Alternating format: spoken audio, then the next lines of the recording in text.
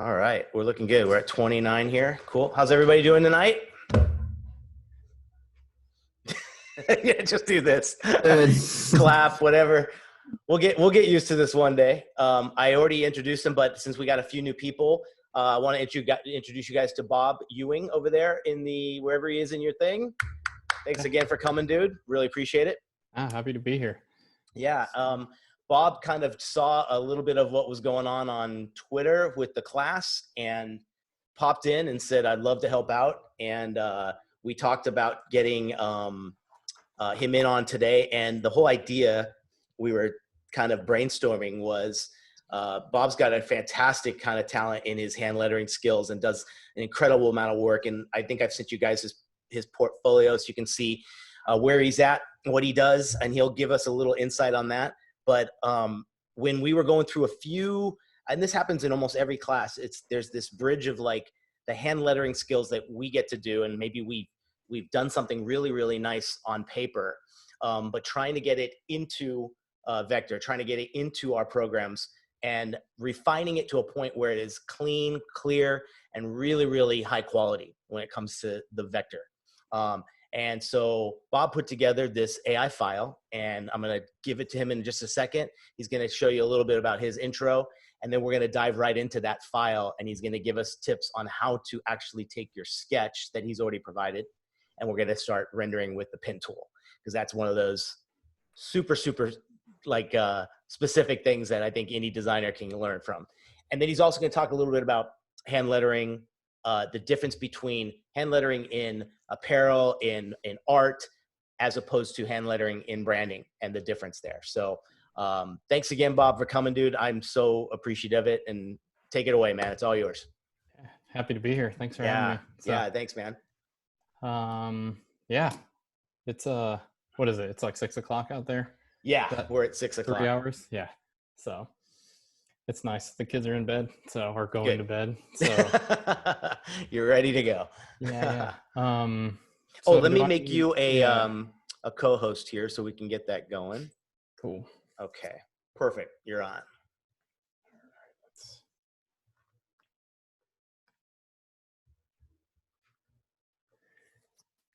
Can you see? Let's see. Hold on.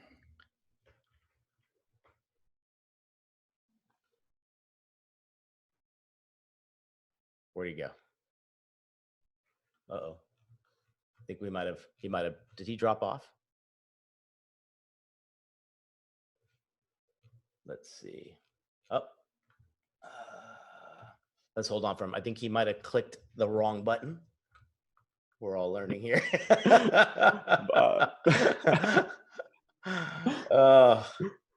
These Zoom meetings are killing me.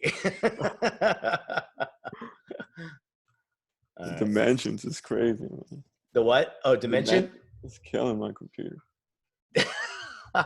I've spoken to a few of you today. So who's having some issues with dimension right now? Even just raise your hand. Yeah, a few. There he is. Playing. Yo, he's back. All right. Let me make you a co-host again. For some reason, it wouldn't let me share to my second monitor. Oh, maybe that's only something I could do. I get that. No, I think I got it now. Good. I just had to. I had to change the preferences, and then I had to restart. Perfect. Zoom, so perfect, dude. I guess I could have gave you some sort of warning before. No, don't worry about it. We're all new at this, man.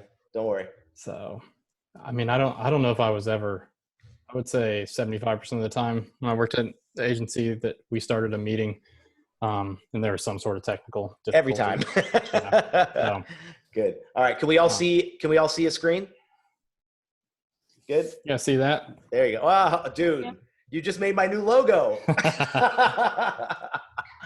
What's funny is the lettering I did for today, the Luckies. It was like real close to a piece I did for Letter Farm last year. Like the L is almost identical, and it didn't really click until I went to grab this to mock this up real quick. So this is great, dude. I love it. Yeah, so Bob Ewing, 38 years old.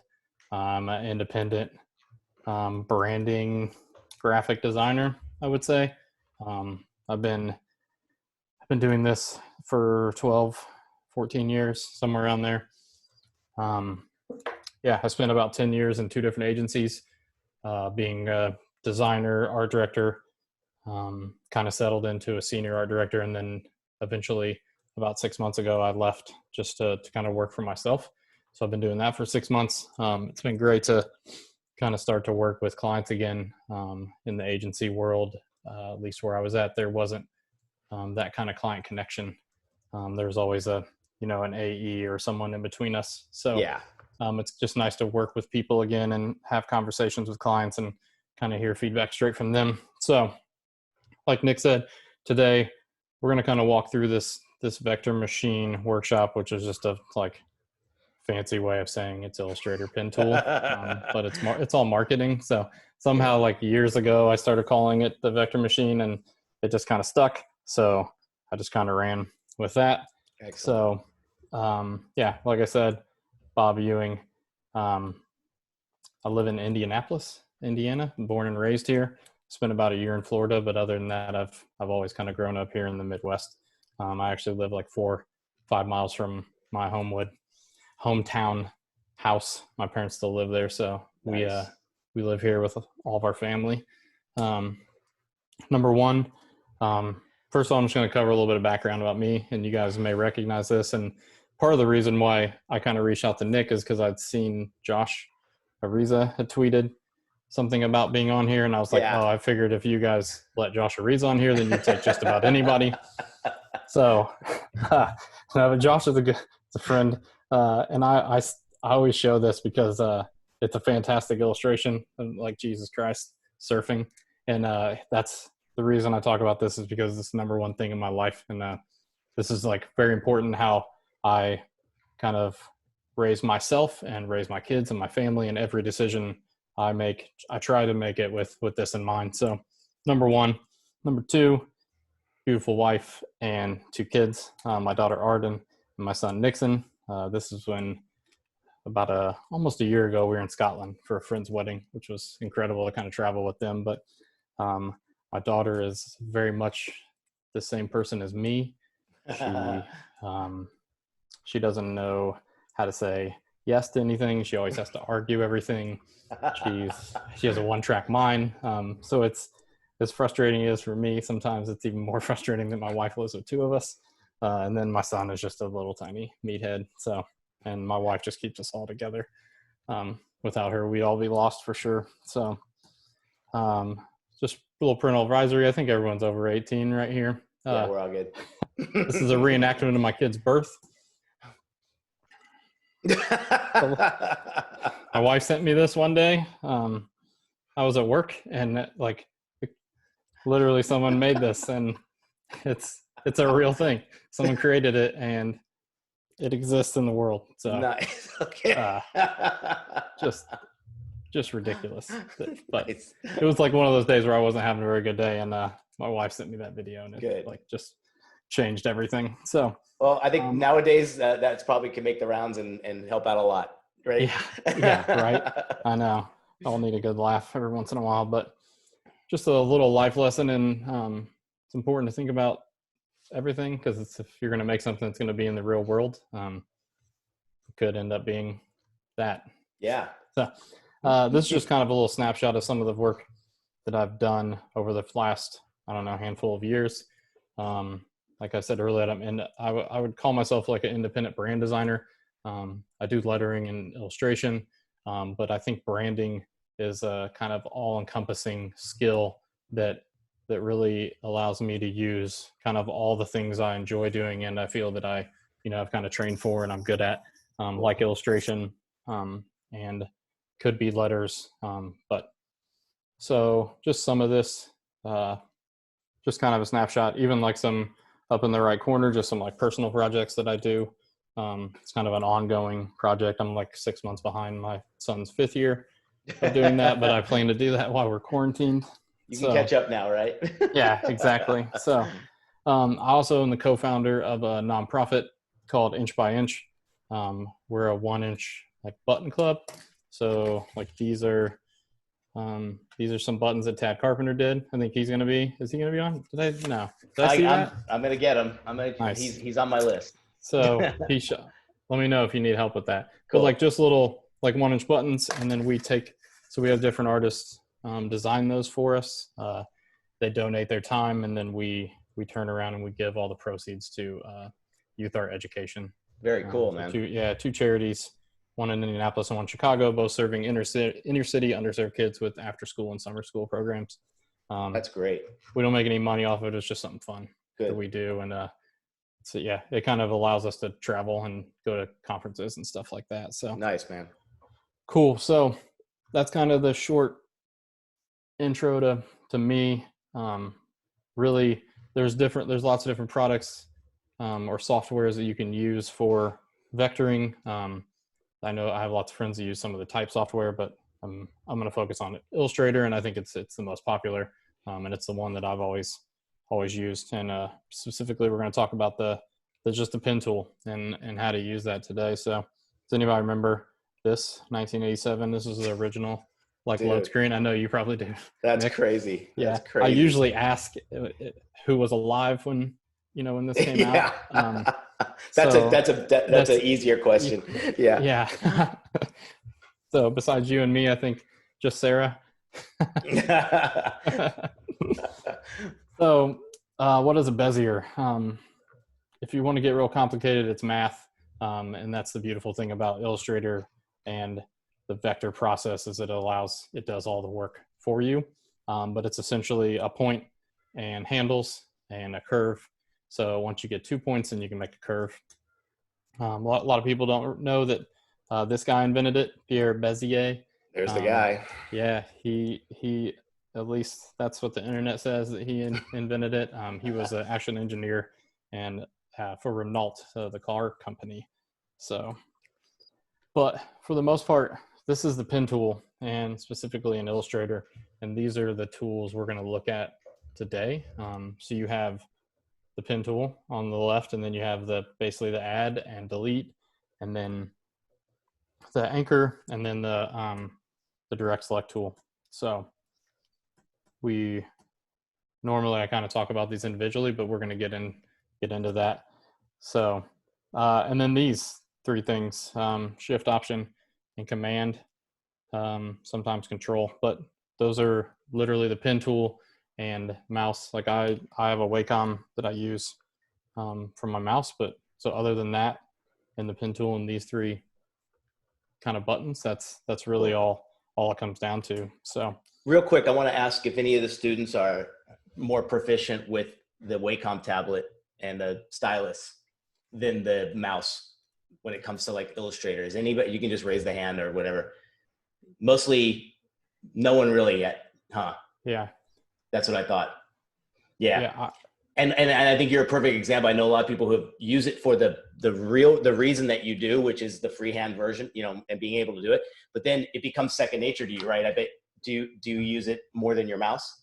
Yeah, I actually don't have a mouse. Yeah, that's what I was thinking. I'm actually a trackpad for life person. So like I usually am just sitting until I started working for myself and actually got a home office. I would just sit on the couch and use the trackpad to do everything when I was at home. Yeah. But I actually just started using this because 5 years ago when I got hired, the agency bought me a Wacom tablet because I'd had one at the previous one, and it comes in handy for clipping stuff like images and Photoshop and like that. And it was bigger than the one I had, and it took up so much space on my desk that I was like, well, I'm just going to use this for my mouse. So so it's just personal. And nowadays you can get the smallest, like lowest end one now. I know they're around like $60-$70. Yeah, they're pretty inexpensive. And it's almost like you can just keep it in a backpack too as well, which is kind of nice, and travel with it. Yeah, I don't actually use it for the freehand stuff that much. Occasionally I'll use the iPad Pro for that. Gotcha. when I actually perfect need that. But and we have a few iPad Pro users now as well in the class. So I have one. It mostly gets used most recently to play Roblox by my son.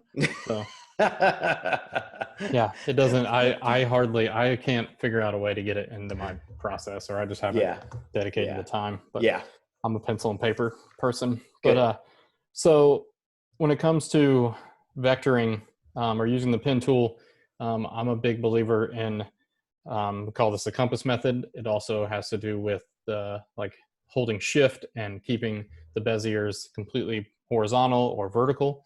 And there's some reasons why we'll get into that and I'll kind of talk about that. But essentially the way you look at that is you have to apply this circle, which is the compass, so north, south, east, and west. You have to think about letters like that because they all have curves to them. So you're just thinking about, is this the northmost point or the southmost point or the westmost point? And that's where you would always want to have a point. And really when it comes down to the pen tool, the like point placement is like number one and the most important thing. Because if the points aren't in the right place, then it's never going to look right. Or if you have too many points, it's just going to be a headache for you. So Gotcha. But this is what that looks like with the handles. This is a perfect circle. So each of the handles they're all the same. But one thing to note here is that like if on a curve that there's a point, there's 2 points to make up a curve, and each of those handles is doing the work. So like I said, and this is a circle, so each of them are doing the same amount of work. When you're doing letters, that's hardly ever the case. So one of the most like difficult letters that people think to do is a S because it's all curves. It's actually fairly simple when you break it down to. So this is just kind of a look at, these are the points that make up, and usually I would point to these things. So I guess I can't have my cursor while I'm on this, but there's supposed to be something, keep going. And if I find it, I'll let you know. Cool. So you think about these, like the point on the top part, both of the ones on the top, on the outside and the inside of the S, those are both the northmost point. And then same with the ones on the bottom, and then east and west on the left and right. So that's kind of how we look at those.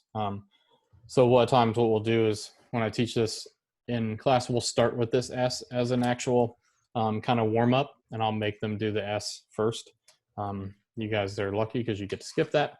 But essentially, like I said, the most important thing is to go through and plot the points first. So this is what that looks like.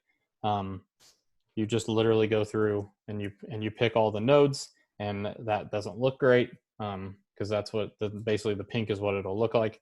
But that's just the starting point. Eventually, so that before you do any curves, Bob, you just do the straights. Yeah. Cool. I don't do that. Because it's not as efficient. But I've learned that like to teach this is the best way to think about it. So sometimes it is a struggle to go back and remind myself. So I'll try and remember when I'll do at least one of the letters when we get into the live demo like this. Cool. But it's just as easy to draw the handles out at the same time. But I think teaching it this way allows you to focus directly on the actual points themselves. So this is what that S looks like. You can kind of see that the ones on the curves, on the big curves, the longer handles, those are kind of taking on more weight, or it's a bigger curve, so the handle is longer. And you'll see some of the inside curves, those handles are shorter because the curve is much smaller. So this is what that's kind of the like Cliff Note version of that. Like I said, I can sit here and talk about it, but I think the best thing to do is to actually get in and just start using it. So sweet. This is what we're going to do today. I sent Nick a file. He sent it all to you. In that file is the original sketch. And then also in that file on another layer that I turned off is my vectors. That way, and then another layer where you can actually work on. So I'll do that. I always do that because it just allows you guys to be able to go back and check your work and kind of see, like if something doesn't look right, then you can turn on the layer that I did and kind of see what you did. So yeah. So let's get this going. We don't need that. Should we all open up the AI file? Yeah. Perfect. All right, guys. Somewhere. Let's see. Nope.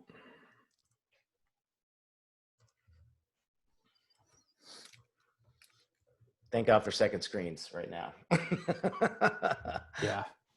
I didn't have one for a while, and then I finally I always had one at work, and then Yeah. I didn't have one at home, and I was like, I can't work like this. So what we're gonna do. So what I do is I literally just took. So here Let's start with this. Yeah, show what you got there. So just quickly, and this is all condensed because I just did it for demonstration purposes. It's not actually for the client or anything, but like I always start, like I said earlier, I'm a pencil and paper person. I carry these with me everywhere. Now that seems to be from my bedroom down to my office because I don't go anywhere else. But yeah, like literally I just have like, these are the best things ever. And I believe that I'm a firm believer in that everything starts with a sketch. Yeah. So these are just like quick notes. Originally I was going to do fool's gold, but then I changed it to Lucky's. I don't really have a reason for that, but I did. But this is literally like those things are full of lists, and then actually just little sketches like this. So I just have like, there's nothing fancy about them. I'm just using a pen.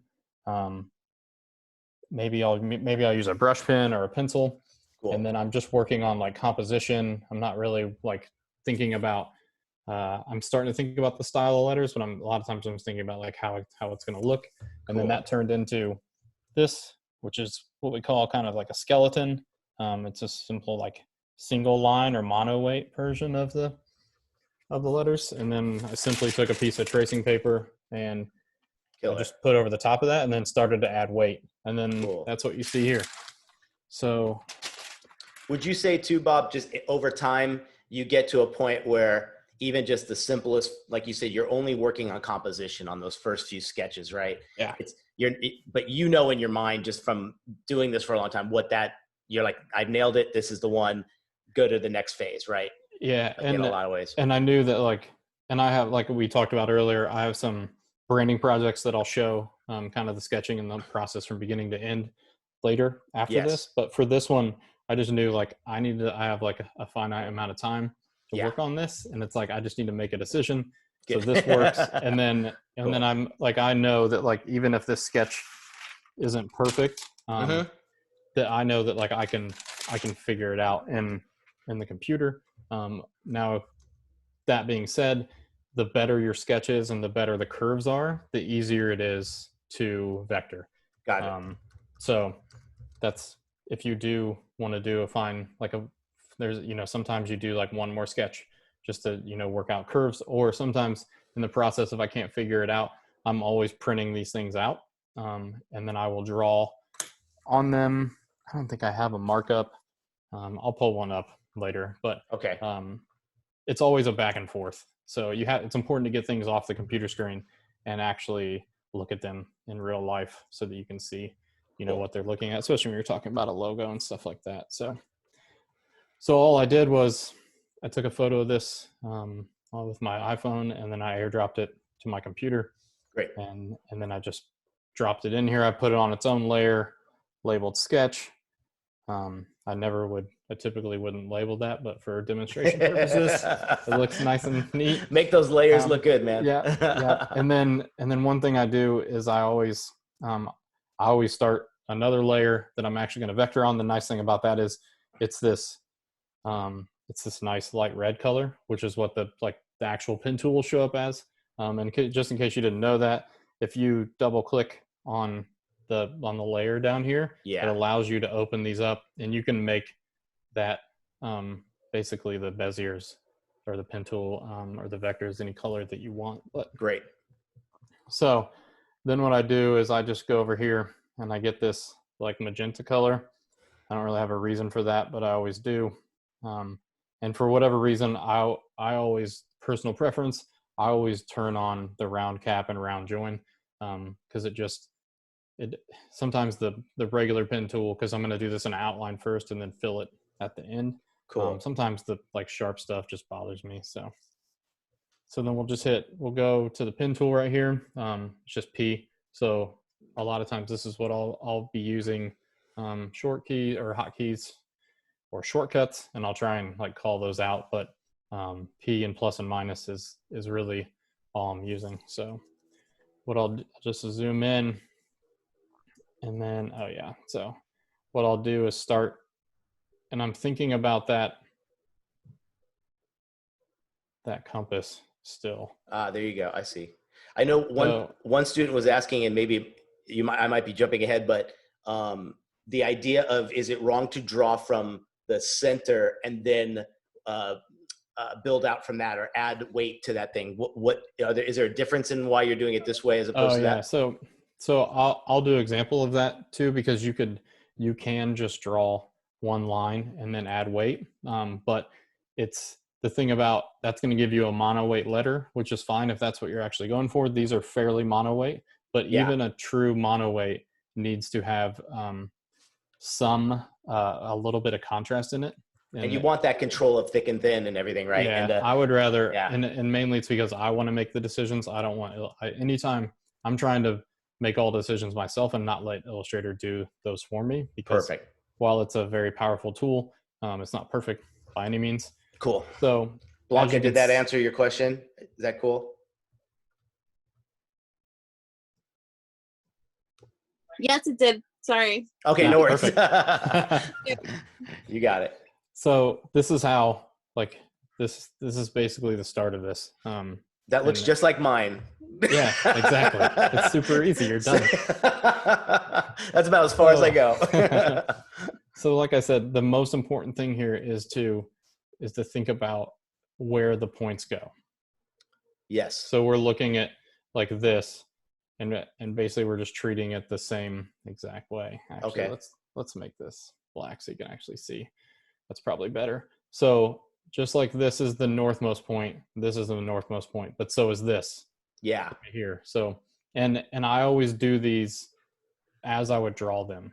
And I think that's very important, because I'll show you when I start to edit why that matters, instead of just going, because a lot of people would just want to go like around the outside of everything, but then you just have a big shape. And just thinking about, like, just always want to vector how you actually letter it. So if you're thinking about, or how you draw it, that's how I would vector. Okay. This. So then I'm just going to go back through, and I'm pen tool. And if I hold Option, we get this little guy, which is the anchor point tool. So with the pen selected, if you just hold that, and then basically, yep, we'll start drawing these out. Nice. And right now, it doesn't matter how bad they are. It's just a matter of, like, I know that I need handles here. So yeah, this is just like your next step in refinement. Yep. And that's great. The thing is too, like, there's never been a point that I've placed that I didn't go back and like edit at some point in time. Yeah. So now it looks like that. So we're getting closer. Cool. So then what we'll do is I'll just start working, and I'm just using the sketch as kind of my guide. So I'm just going to go in and start. I think this is hitting home with everybody. Yeah, this is great. So, and one thing you'll start to know is I'll start moving stuff if it doesn't look right. Really something. Do you find, Bob, that you're like, you're pretty dead on with your points? Do you, I'm assuming, like, looking at this now, you would only add a point if it's like absolutely totally necessary, right? Yeah. So you'll see, this is actually a good example of that, because I did this earlier. I will actually add in the point, and it's just because it's not looking right. But gotcha. The best thing to do is just start with less. So think about, let me finish this out, and then I'll kind of show you. Do it. Keep going, man. I'll show you why fewer points is better when it comes to pen tool, because the biggest mistake with the pen tool is that people want to add far too many points, and then it just becomes, it's a headache. Got it. Yeah, this is great. And I think you're obviously, if you had more points, all these little changes you're doing would affect every bit of every line in between. So the less you have right now, the better. Yeah. So the other thing I'm doing that you're exactly right. And like, I'll demonstrate that in a second. The other thing I'm doing is holding Shift this entire time. Good. So that's how these are staying. It keeps it locked on on the horizontal, this specifically on the Yes. horizontal, and this on the vertical. And the reason why I teach that method and why I believe in it is because it also reinforces point placement, because it's essentially eliminating a variable. So say this is not straight. Yeah. Okay, say it's at an angle. Now all of a sudden I have to think about, okay, this point, is it in the right place? These handles, is it too long, too short? And then I have to start thinking about the angle of this. Gotcha. So essentially I'm now by just doing vertical and horizontal, I only have to think about, do I need to move this point up and down? And then do I need to make this longer or shorter? Is everybody catching that? That's pretty cool. Essentially just, removed a whole bunch of variables, or a whole so your handles are always perpendicular. That's the goal. Yeah, there's always exceptions. They're never always. Sure. And we'll show some, like this one, for example. This is not. Gotcha. But this is a rare case. It's a terminal. It has a shape to it. So this one here, and then this one is not going to be. So there's always an exception to the rule. Great. Now, one thing I'm not liking about this is because it's kind of a, like I said, it's this kind of mid-century mono-weight brush pen style. Lucky's is a lounge. I didn't go into the background yet. I made this up earlier as I was sketching. It's a lounge in Florida, and it was established by Janine and Jean in 1950. I'll stop. It's not important. But, you painted a picture there, dude. You painted a picture. So it's this mono-weight style, but one thing I don't like is that it's getting too narrow here and here, and it's a little fatter in here. So what I actually did was I hit the plus and I added in points here, and this is just to give me a little bit more control on this center.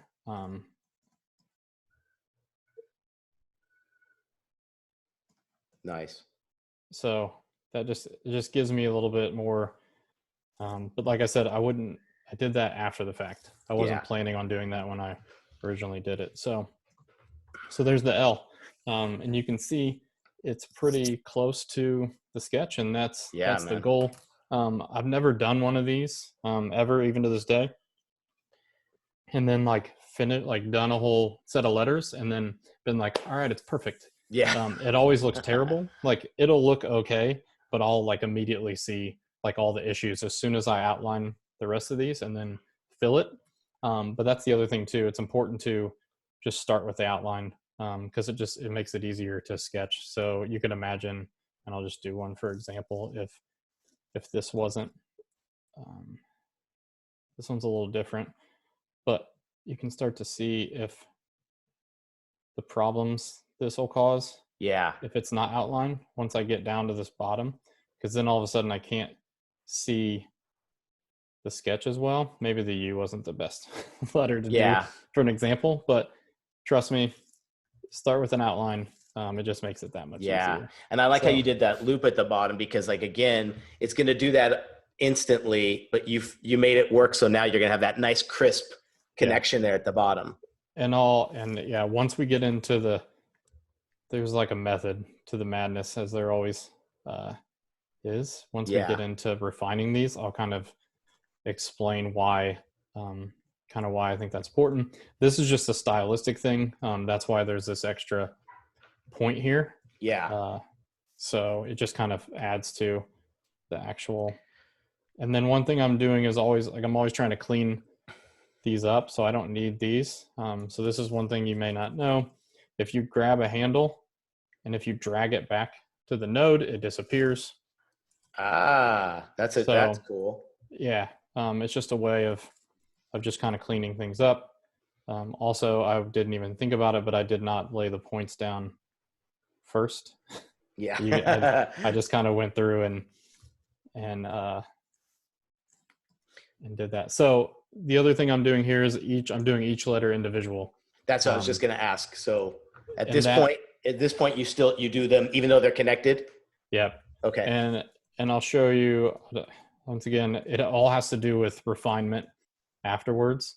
And and basically just making it easier to adjust each letters. Gotcha. You could imagine if, and I'll demonstrate this. You can imagine if the U and the C were connected, but I only needed to adjust the U here. But I also have to, it makes it that I have to adjust the C as well. So it's just stuff that I've been taught or learned over the years. That's cool. Mostly I've taken Ken Barber's lettering workshop. I highly recommend him to anyone. He usually teaches them in New York, but sometimes he travels for those. Ken Barber. Ken Barber. Yeah, Gotcha. and he has a new book coming out called The Lettering Manual. So Ken Barber is a letter designer for House Industries, of a font foundry and design agency out of where are they, Yorkland, Delaware. Yeah, and just one of the best guys, one of the best teachers. Yeah, I think we talked. Josh showed the book too. That's one of those must-have. Yeah, so he has. There's the House Industries, the process inspiration, but then Ken.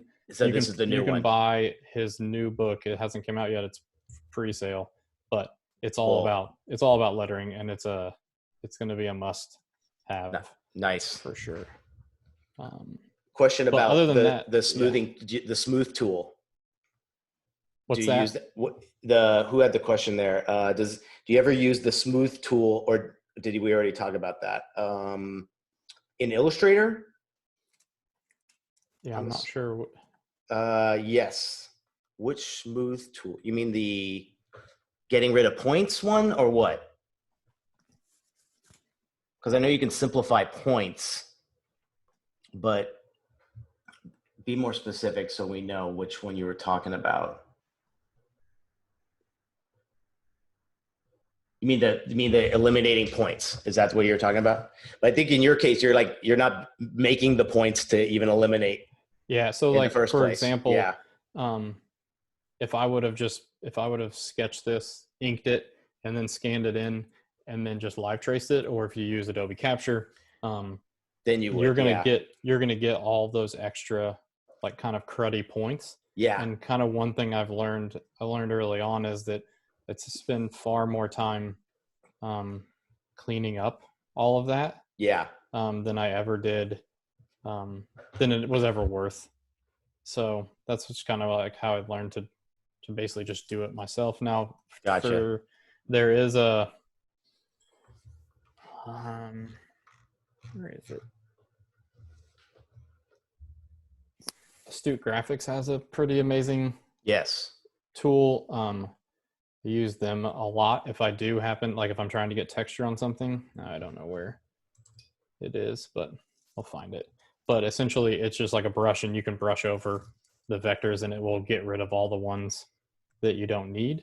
But that specifically is for if I'm doing like an illustration or something. Like I said, when doing lettering specifically for branding too, I'm trying to make all the decisions myself. I don't want to let Illustrator do any of the work, because I mean, I think you work around it long enough too, you realize that it can make a lot of mistakes, and you would never know. Do you recommend, I know Astute very well, and Dave Clayton over there. Yeah. If you can, any recommendation for them? Like it's such good plugins for all these different actions and stuff for Illustrator, correct? Yeah. And now, I mean, they're all pretty they all have their own uses. There's quite a bit of them. The ones I use the most are honestly I think it's Phantasm. Yeah, this one. Oh, cool. I use that in the Texturino too. And that's just more so for when I'm done, if I'm trying to rough something up or add texture to it, make it seem older, or just more hand drawn. Especially this halftone feature. I can show. Oh, if you, that we always have a student or two like try when we get to that thing where cool, we love it. The roughening it, the halftoning it, whatever it can. So these are all, I just put the link in there, guys. Astute Graphics, the plugins that will just shorten they give you those little shortcuts to some of these incredible things. Yeah, and actually that's all they do. So they spend like a lot of time and effort on those, whereas like Adobe obviously has like a lot more to worry about than just Illustrator. Yeah. Even though I know they have they have a team of people that work specifically on it. But so another thing, I didn't say this too. So you can see here, I'm trying to get these this kind of like sharper point, but this one, if you zoom in, you can see that they're both they're linked. But if you hold Option and then click on the handle, then that allows you to edit just one side, and then it's broken forever until you go back and basically remake it. Okay. But that's a really handy tool. So like I said, this whole time, I'm just using Shift to keep things perfectly horizontal and vertical, and then I'm using Option, and basically the Option allows me to it basically allows you to run through these basically from anchor point to pin tool. It just lets me go back and forth. So cool. That's all I'm doing. So any questions from you guys? Is this even interesting? Oh yeah, do this. Okay. We had a few mind blowns comments over a while ago. Yeah. Any other questions on this kind of stuff, guys? When it comes to. So here's what we're gonna do. Yes. Yeah, let's pop it in the chat. So I won't do the S, but here's basically the final vectors. Nice. That's what it looks like. I already know in my brain, like as I'm working through this, I already know there's like issues. And then so the first thing I do is I just drag it over and group it and make a new copy of it because it's vectors, and they're like Draplin always says, vectors are free. Yeah. So basically anytime I make any major edits to something, then I like, if I take a break, like print this out, or if I'm looking at it, then I will just drag down. And at that point, I'm just holding Option. And you can see if you hold Option after you click on this, then you get this like double arrow, and that just duplicates it automatically. So just looking at this, a couple of things that I can see that are bothering me. This K, like this is too thin. Obviously have this extra like space in the S just from where it's overlapped. And the C, like I feel like the C needs to come out. Like this space is a little big. Everything's pretty. This is a very condensed piece of lettering, and and then the other thing that's kind of bothering me too is it's mostly the K.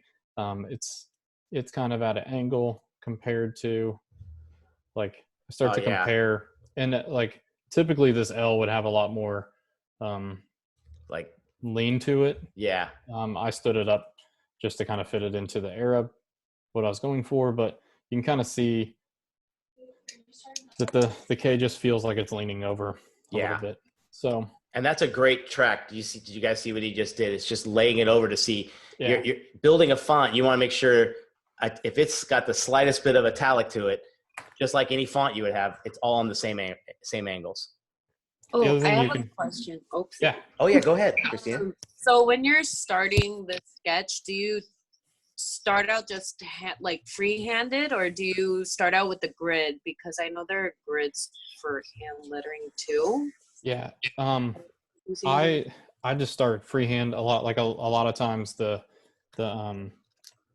field notes that I use, like they'll have a grid to them. You can kind of see. So that helps. But as far as like doing like a calligraphy kind of grid, or someone that would brush pen something out, I don't usually start with vertical and horizontal lines.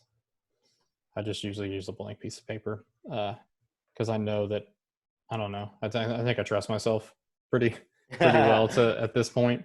That obviously isn't an answer that helps you, but one thing you can do, and this is essentially another option, if you want to check to see if these are all, then what I'll do is I'll just draw one line on basically on the angle that I want these letters to be. This is probably a little much, and then I'll just, if you hold Option and drag one over just a little bit, it doesn't have to be perfect. And then you just hit Command D a whole bunch. You get the repetition duplicate. Yep. Yeah. And then one thing I'll do is you just right click and you click Make Guides. So you can turn anything, any shape, line, any vector into a guide, which is helpful. And they never print, and they don't print. Yeah. So then the same thing. Yeah. And maybe this wasn't the best piece of lettering for this case because it has kind of a bouncy baseline and X height. Typically, you know, you would want these, and it depends. Like it's lettering. There's a lot that goes into it, and like by giving a little bit of bounce, I'm just adding like a little bit of personality and some fun to it, maybe some whimsy. Whereas if these were all on the same line, it might not be. It might lose some of that. So this is something that I will do from time to time, not where you just put these on, kind of check, and then basically a baseline and X height. Good. Is always super helpful. And that's another advantage to having these all separate at this point too. Yeah. Right. Because having them joined and spacing by base height, whatever it is, you're so much more challenged.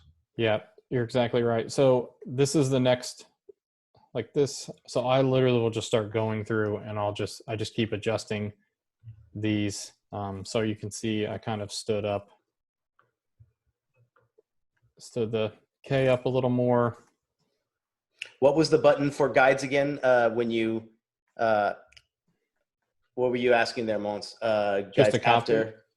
After the Command D. Yeah. If you just move, so if you move something once, then you can Command D and it'll move it exactly the same. And if you copy it, the important part is to like make a copy as you're doing it. Yeah. So Option, drag, click to a certain position. Yeah. Yep. And then you just Command D after there you go. And then you had them all highlighted and you right clicked and turned them into guides. Perfect. Yeah. You select them all and then there's a make guides. Nice. It's not right. Yeah. It's right here. Gotcha. So sweet. Super helpful. So like I said earlier, if I want to, the reason why I do it, like I draw it instead of just doing an outline, for example, let's do this. So here, this one's outlined. Yeah. So if you can imagine if I just went all the way around and then I clipped out the centers, if I decided at some point, oh, I want this bowl to be bigger. Right now, I can grab these three. Yes, that's all. And I can drag these down, and then I can grab these two, and I can move these. Now, all of a sudden, if I want to do that over here, now I'm talking about 1, 2, 3, 4, 5 nodes. Yep. Points. And then this one, there's this weird one in the middle, too. No, that looks good, Bob. Yeah. This is the new style. Yeah, that's going to be it. We're starting it tonight. But do you guys see the difference there? Because like what's cool is, and maybe, you don't Pathfinder Unite anything until obviously you're said and done, but he's got all those paths that are still active.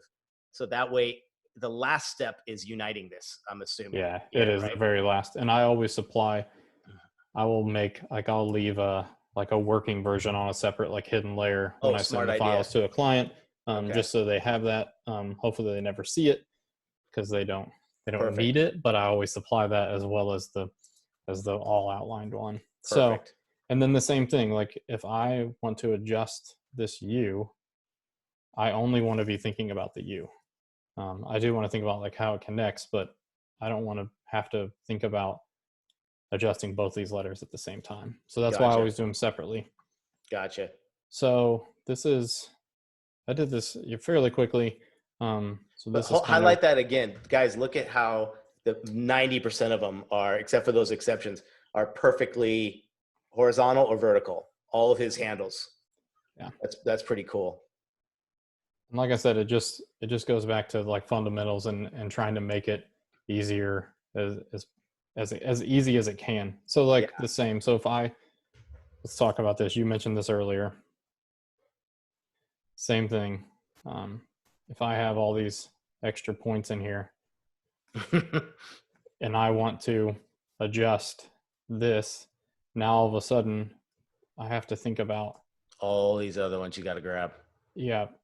And if I move these, then that affects, like, it just becomes that much more complicated. And it literally is the biggest, like the reason why people are scared of the pen tool or why they don't like it is because a lot of times the instinct is to just put more points on there than you actually need. So Excellent. you don't need that many points to make up the letter. So yeah, so that's great, dude. There's that. And then once we get that done, then what we do is we go down here and we turn on this matchbook mockup, and then we have this running Shamrock, and there's Lucky's Lounge. I lied, it's not in Florida, it's in Indy. So. I think we'll still come. We'll go. That looks great. That looks really cool. Did you have, can you show one of those Astute Graphics things real quick? Yes. That would be great. Let me find the one. I'm just curious. Yeah. Cause I've always wanted to take Dave up on one of his offers with this stuff. It's pretty amazing.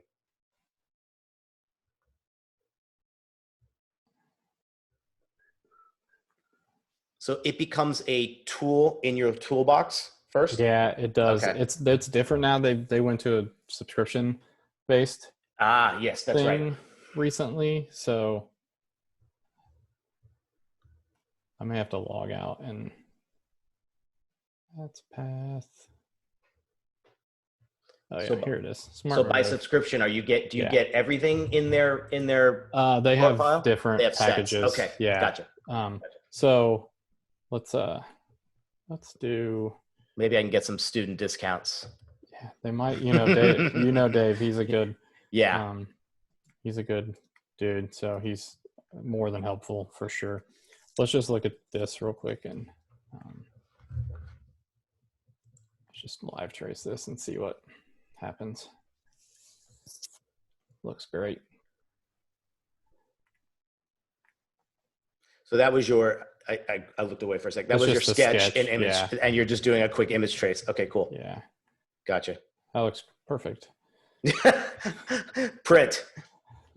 There you go. I don't know if this is going to be. Let's try this. It might.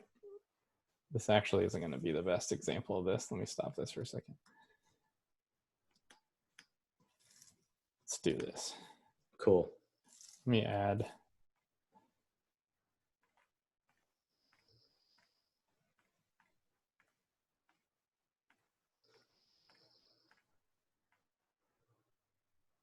Someone's going to clip this out and then say, hey, Bob Ewing was teaching vector, adding all these points.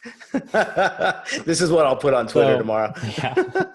So there's a tool, it's called Path Scribe, and it comes with, it's these 4 sets, and it has this this tool. So basically it just works as a paintbrush. Okay. So it automatically removes, and you kind of have to be sparing with it. Okay. But it does come in really helpful. Like if you're doing a sketch and you need, what it does is it just does all the math for you and removes the points and then makes the handles that are there kind of make up for Perfect. Them. So that's a great tool for cleaning up sketches. Even if I was going to this isn't my style. Like if I draw something, I'm still going to vector it by hand.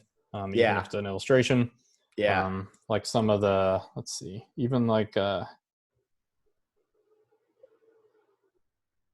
this elephant and Draplin, like I vectored all those by hand using basically the same kind of method that I'm teaching here. So, but it's a great tool and it's a time saver. So awesome. Yeah, they're calling you a magician right now, dude. This is so great. Here, this is another great. This one always gets. So buckle up. This is just a really good. Why is that not working? There we go. So to get like quick shadows. So say I want to, like, I'm just trying to work on some options for like a drop shadow for this. So what I would do is just Command C, and then it's on basically just copying it to the clipboard. So it's Mhm. there. And then I will just add a really big, basically a really thick outline to this. And I'll just make it round. Let's do 200. That looks pretty good. And then I just Command F, and that copies it right back To the front. on top. Yep. To the front. So now I have this like kind of bubbly kind of outline thing.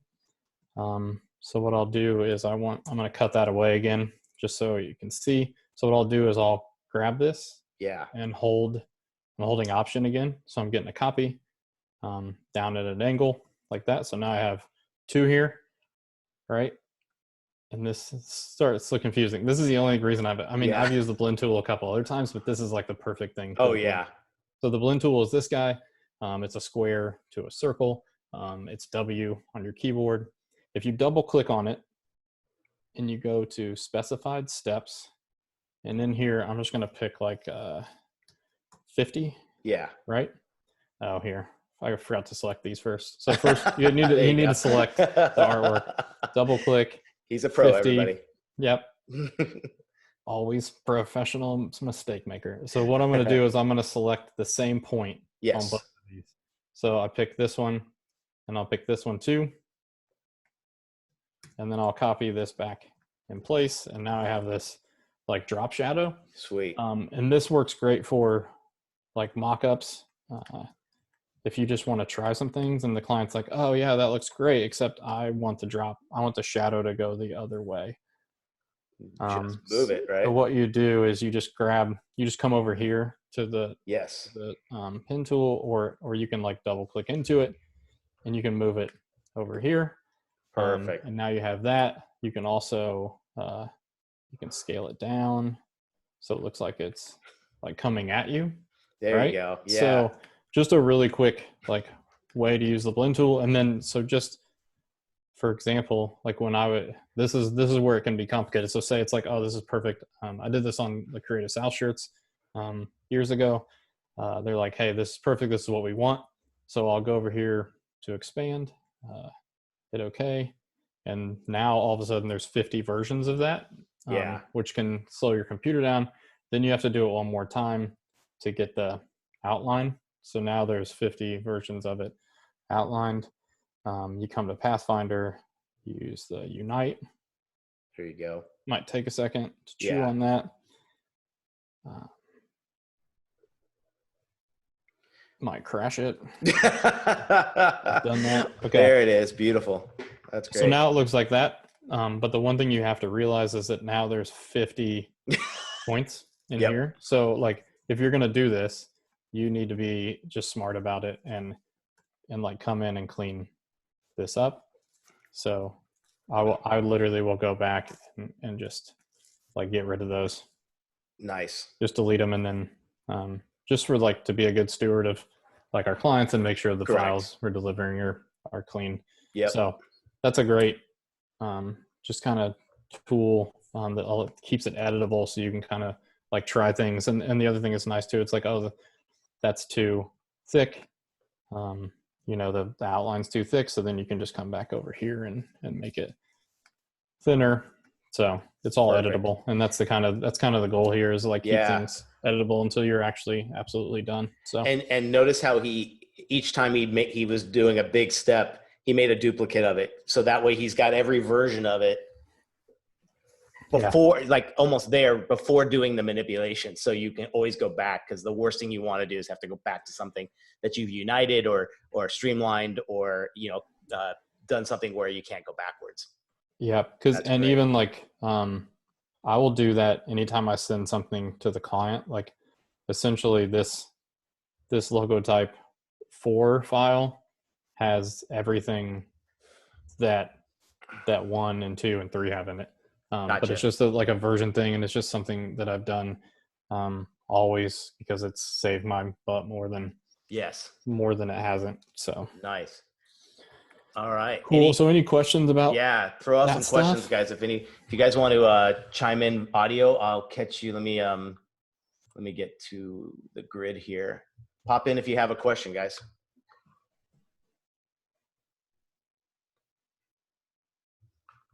Sweet. must have done. You did it. You did amazing. No, I mean, I was confused half the time. So. The one question is, as far as like free resources or free things that just obviously on a budget, or ways that they can get some of these extra little nuggets in Illustrator. Yeah. Anything there? I mean, when I started lettering in 2014, there was like nothing out there. Yeah. And that's the reason why I kind of figured out Ken Barber and like some of these other people, because they were sharing some of the behind the scenes stuff. Nowadays, there's so many resources, whether it's Skillshare, lynda.com, and I know those are paid sites. You can Google stuff on YouTube. I mean, you can learn anything on YouTube. Yeah, for sure. Or just ask someone. Like, don't be, we're all people. Don't be afraid to just like send someone a message and ask them. And if they get back with you, awesome. If they don't hate them for it, because they might not have seen it or something like that. But just if you're struggling or something, or if you're like, hey, I just need someone to look at this. I still send, especially like branding stuff and lettering. I have a couple friends that I send stuff to all the time. Yeah. To get feedback on still. So, because they always see something that I didn't see. And it's just nice to have like a fresh set of eyes that hasn't been staring at it. And then going back to the other thing, like print stuff off and mark it up. I'm going to plug my buddy. This Day Hogue, it's out of Chicago, fantastic like art director and letterer. He came out with this little zine called the Bezier Method. Literally everything I taught here is in this thing. Killer. It's a fantastic resource. So yeah, Adobe Hogue is his, and that's HOGUE. It's just a fantastic resource. It covers all this stuff. So that's a good thing to have. Perfect. And then a couple other ones. Kyle the Tender, also in Chicago, he has this like expressive lettering zine. And it just, his stuff is like, he's more of an illustrator, letterer, and his stuff blows my mind. But he covers a lot of like awesome stuff in here. And then there's Jonathan Ball, has this like hand lettered nice little zine too. This one focuses on actual brush pen, and it has some of those like sample sheets and like guides and stuff that someone was asking about earlier. So those are just, and I can send those to you. Cool. Like names afterwards. Oh, that would be great, man. So, yeah, we'll start a little list of them for sure. Yeah, that's great. That's cool. Let's see. Oh, where do you pull your inspiration from, or coming up with letters and brands? Like what, beyond what you probably have in your mind as a hand letterer? What are you looking at? I mean, I look everywhere anyone else does. A lot of times, you look on Pinterest and Dribbble. I think those are two great resources for to see what else is out there and see what other people have done, and then not to do, not to do that. That's also because that's always thing, which is, it's hard. A lot, especially with inspiration, I always try to take inspiration in and then maybe give myself a day and then try not to like look back at it. Like don't have it open when you're sketching. Cause then it's like, you're just going to copy stuff. It's hard not to, but there's something magical happens when you start to gather inspiration and then you let your own, you give yourself space to create. I have a lot of books that I look to and gather inspiration. If you were to pick your top two to recommend, what do you got? Two.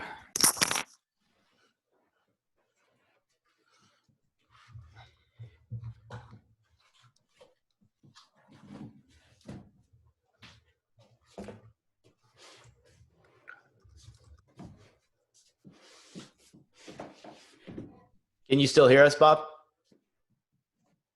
Oh, he took his headphones off. I'll ask that in a sec. Good questions. I'll get it. Go ahead. Yeah. Go for it. I'm gonna keep going. I'm gonna add some light in. Go for it. Yeah. So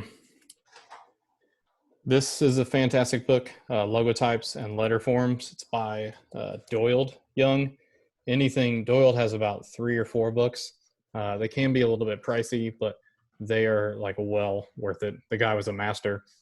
He did the Prudential logo. This one specifically is for like logotypes. So here's like, and I mean, he's an old school Like if you want to undo everything- your screen share, just so we can see your, there you go. Is it not? I didn't realize it's not. That's okay. Just so we can see that what you're holding Yeah. up. Perfect. I forgot it wasn't. That's all right, So, man. yeah. Yeah.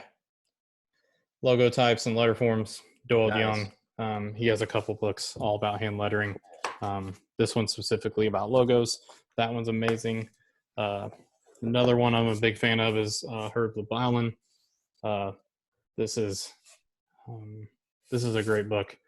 It's also not cheap, so that doesn't really help. But there's a lot of good. If you just look up Herb Lebowlin, he was an art director, and a designer and a letterer.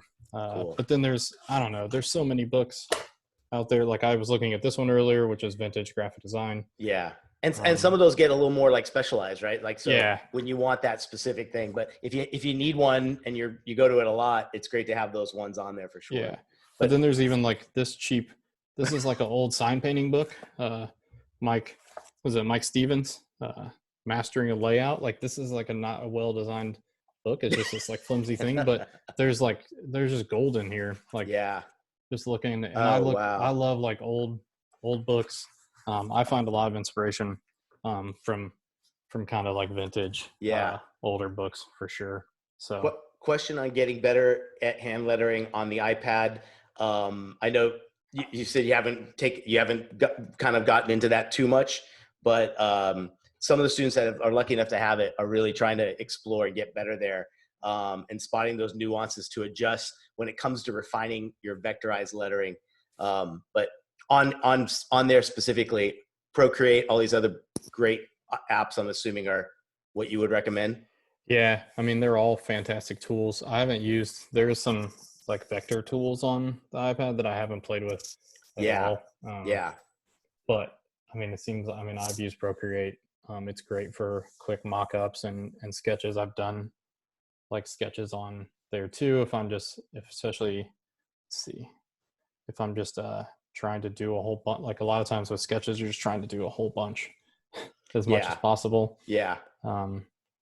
This one actually, I don't think either. I think all these are done by hand, so I don't have any on there. But no worries. Okay. Someone else would probably be better at recommending like iPad stuff, because it's definitely not my. It's not my foray. So, did you study typography deeply before really getting into it, or are you found you learned along the way? No. So like I kind of got into graphic design late. I left high school to be an architect. And I spent 3.5 years in architecture school before I decided that wasn't for me. And then I kind of meandered. Yeah. Yeah. The math threw me off there. Yeah. No, I was fine with the math. I just didn't. Oh, good for you. I just didn't realize I didn't want to do that. So then I meandered about for a while, and then I just discovered graphic design. And I don't really know how, but I just went to a community college and I just learned the programs and some of the foundational stuff. So everything else after that is self-taught. But around 2014 is when I started.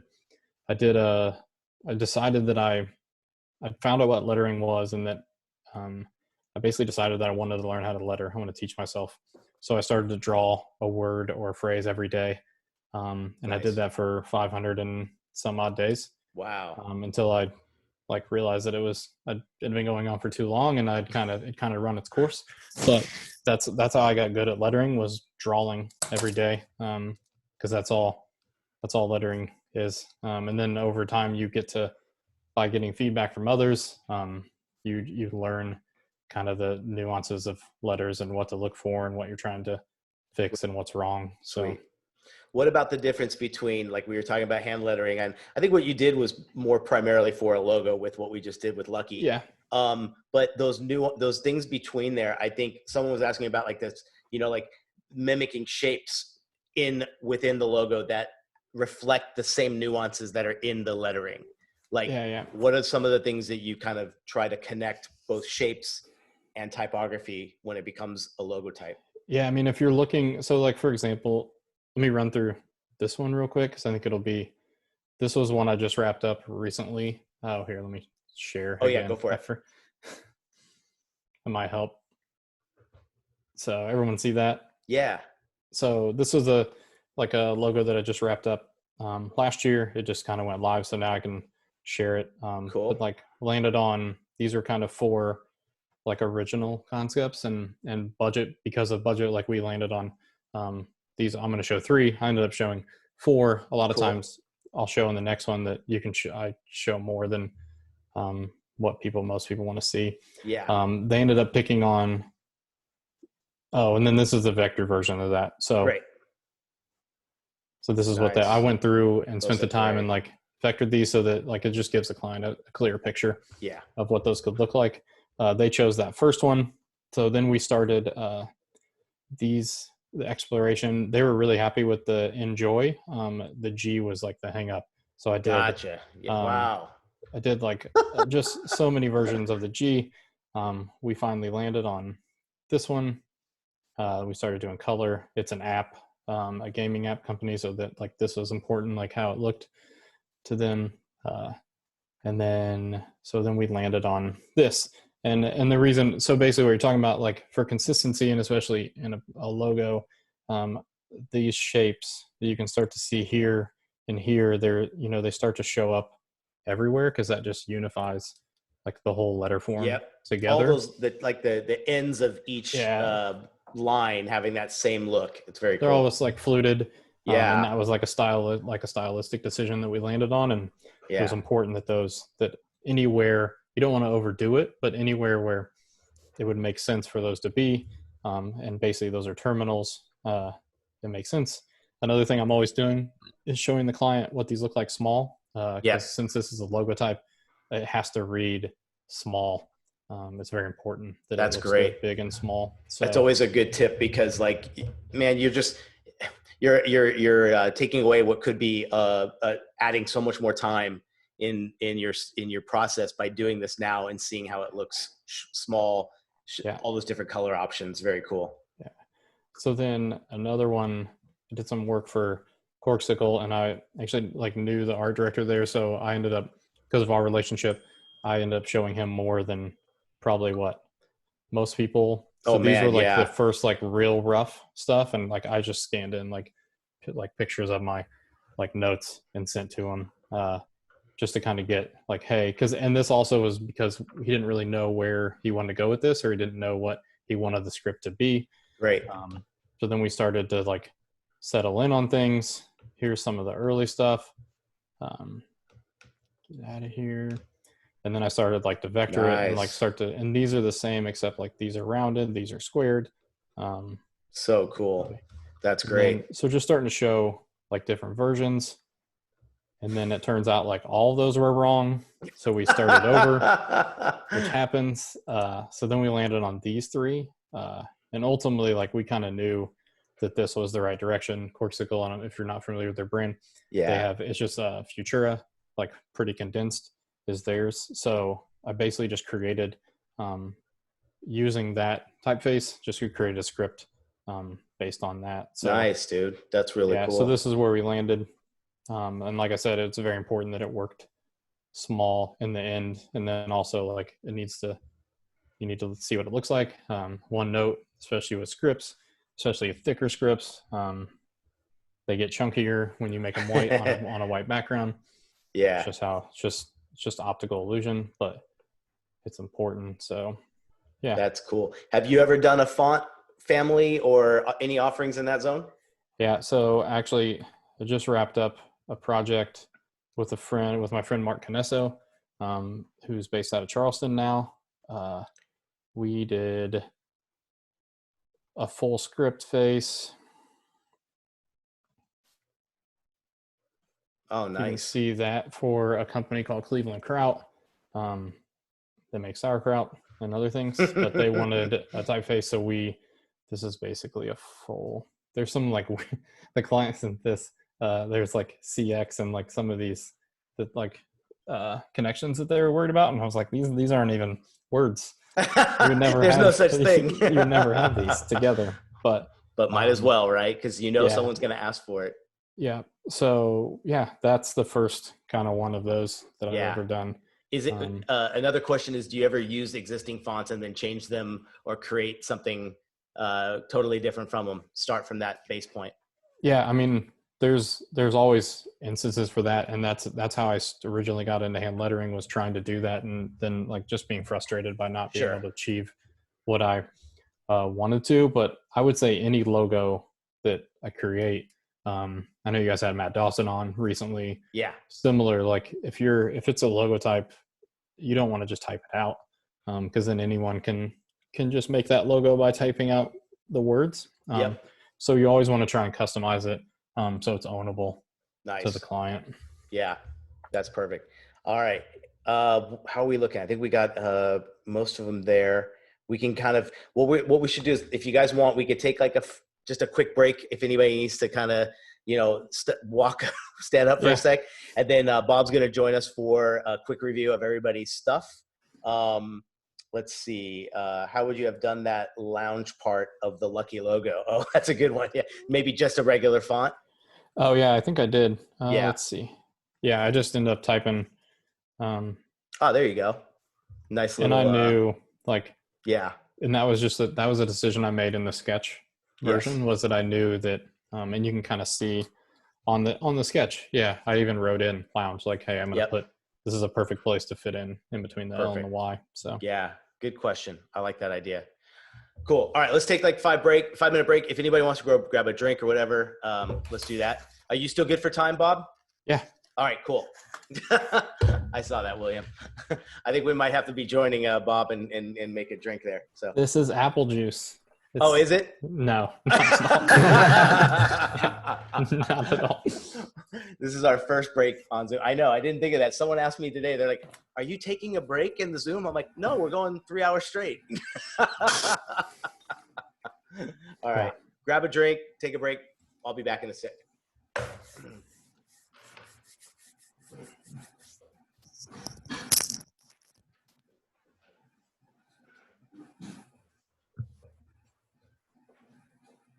So we're just stuck here. What's up, guys? No, go make yourself a drink too. Hey, Mr. President, welcome. oh my gosh. What's up, Christine? Hey, you know what I miss? Going to Arbor Grill at 8 o'clock. For the discounted it burger. is cheaper though being at home. What it do, baby? Oh my god. What's up? It is cheaper at home though. What are we drinking, guys? What you got? Sunny D. Fun.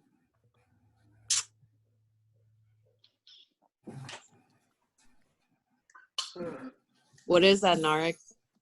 Water. Narek, is it always daytime at your place? Where do you live? Yeah.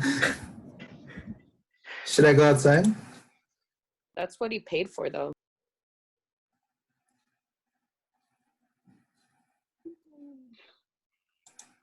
Back at school. I'm outside now. Hey. I had a dream of going to school today. Go back in, Norik. It's okay.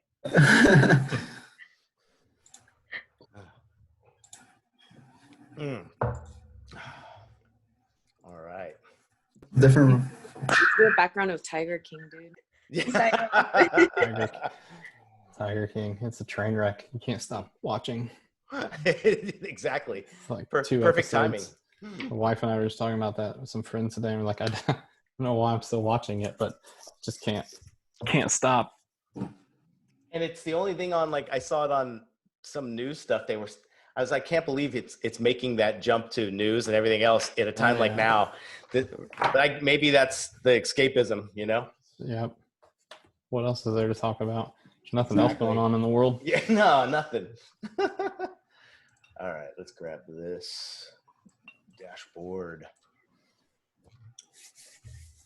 Anybody want to take a stab at describing? I kind of gave Bob a little hint as to what our project is, but does anyone want to try to describe the brief? The unlikely brand. Yeah.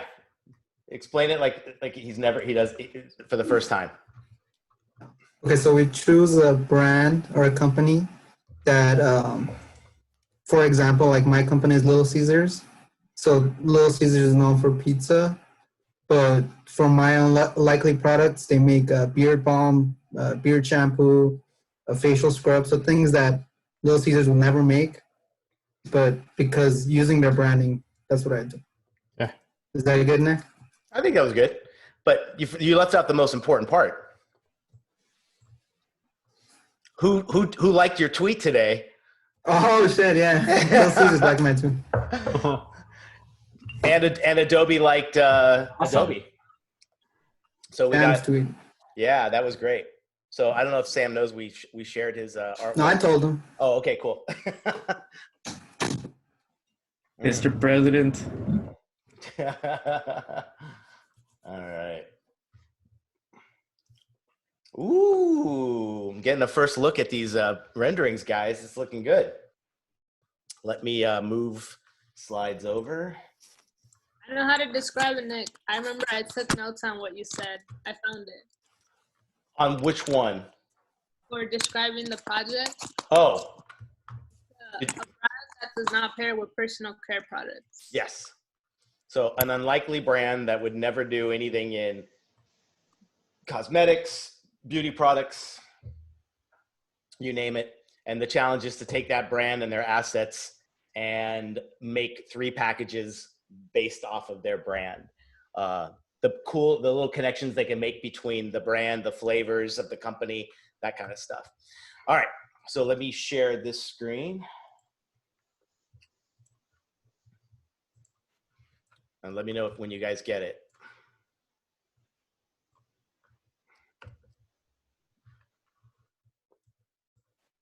Yes? Your Zoom's on. Oh, there we go. Oh, Yep, I'm good. Oh, my good. Zoom was on top of it. Oh, gotcha. There we go. Nice, man. That looks really, really good. Let's see. Cool. What do you guys think? Anybody want to comment, chime in? I think the cube should be Jello. The cube should be Jello? No, because Sam tried that out and it looked like Ruby, and Christine and I liked it. Oh, I see what you're saying. Bob, they're doing this all in Adobe Dimension. Most of them are. Okay.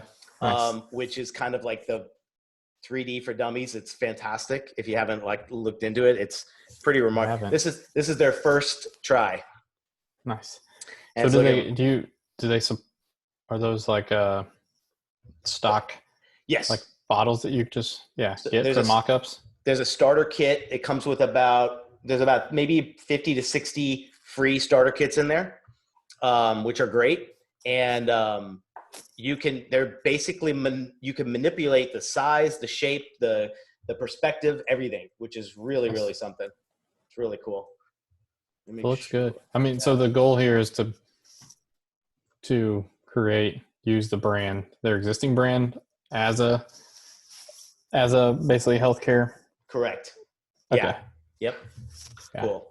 Looks. It seems more consistent than Adobe would make it. Yeah. Which is a good thing. Yeah, exactly. Right. That looks good. What was I looking at the other day that something? Oh, the Photoshop like icon on the bottom of your Mac is like rounded corners and everything else is square. Oh, yeah, and it's funny. Dimension is rounded too. I wonder if they. It's like some of them didn't get updated, or I don't know. Yeah. True. Any questions on this one, or you feeling confident?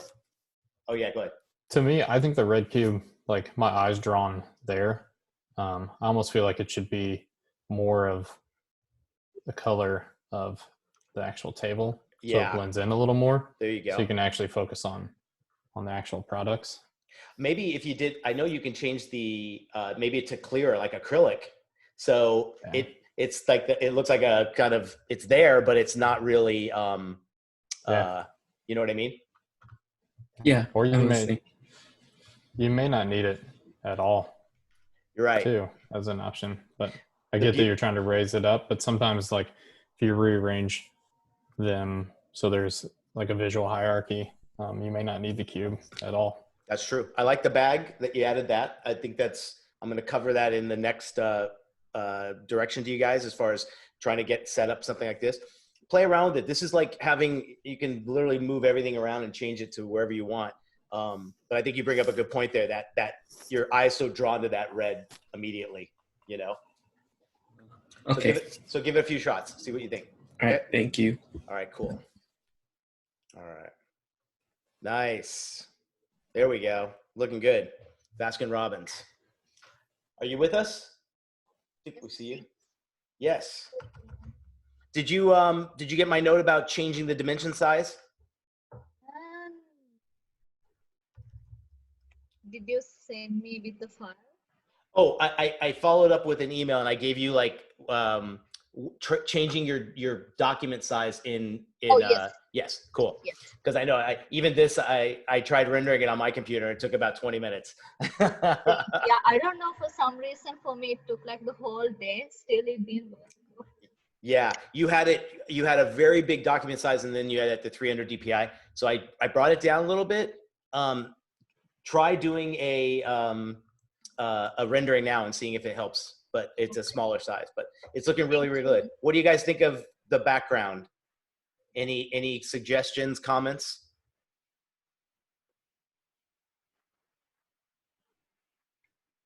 Feel free to chime in if you guys want. You can just unmute. Just curious what you guys think. I said, I said that if you're going to be using that background, maybe change the perspective of the products because it looks kind of off. There's like no ground, I guess. Like you can actually flatten the, make it look, I know what you're saying. Like it should be like an overhead camera of bottles laying flat on a surface, right? Right. So, yeah, because just having the slats of the wood. You could try it that way too. But again, I think, you have a perfect color complementary, but it might be too much where it's like competing with the actual product. So you might just find a nice solid color, maybe even a yellow or a pale yellow could be a nice contrast, What do you think, Bob, any suggestions for arrangement? Yeah, I think the blue, like the shampoo and the hand soap stand out because of the blue. Like it's a nice contrast, but the center one, the body lotion kind of blends in. If you wanted to keep this background, but just change the color, you could also shift that like paint line down. So it feels like more like of a ground line. Like the horizon line, like right here. Yeah. Yep. Otherwise, yeah. Cool. It looks good. Good. Sound good? You good? All right. Perfect. Cool. All right. Deja, are you with us? I see you're with us. How are we doing on the 3D? Do you need any help or are you good? Oh, sorry, my mute wasn't working. That's okay. I was like frantically trying to unmute and it wasn't doing anything. Yeah, I emailed you. Okay. A question. Okay, I'll get to it. Did you have any, did you get to start any of the 3D yet? Well, I've been rendering on dimensions, but it doesn't really come out right. But I've been seeing a lot of stuff in like a group chat I'm with other classmates, and they're kind of troubleshooting. I'm just following along. And also too, like if you get to a point, send me a link to that. I've been helping students by getting okay. Yeah, send me your dimension file, and I can help try to troubleshoot it. Okay. Oh, okay, cool. You got it. Okay. Okay, Blanca, are you with us?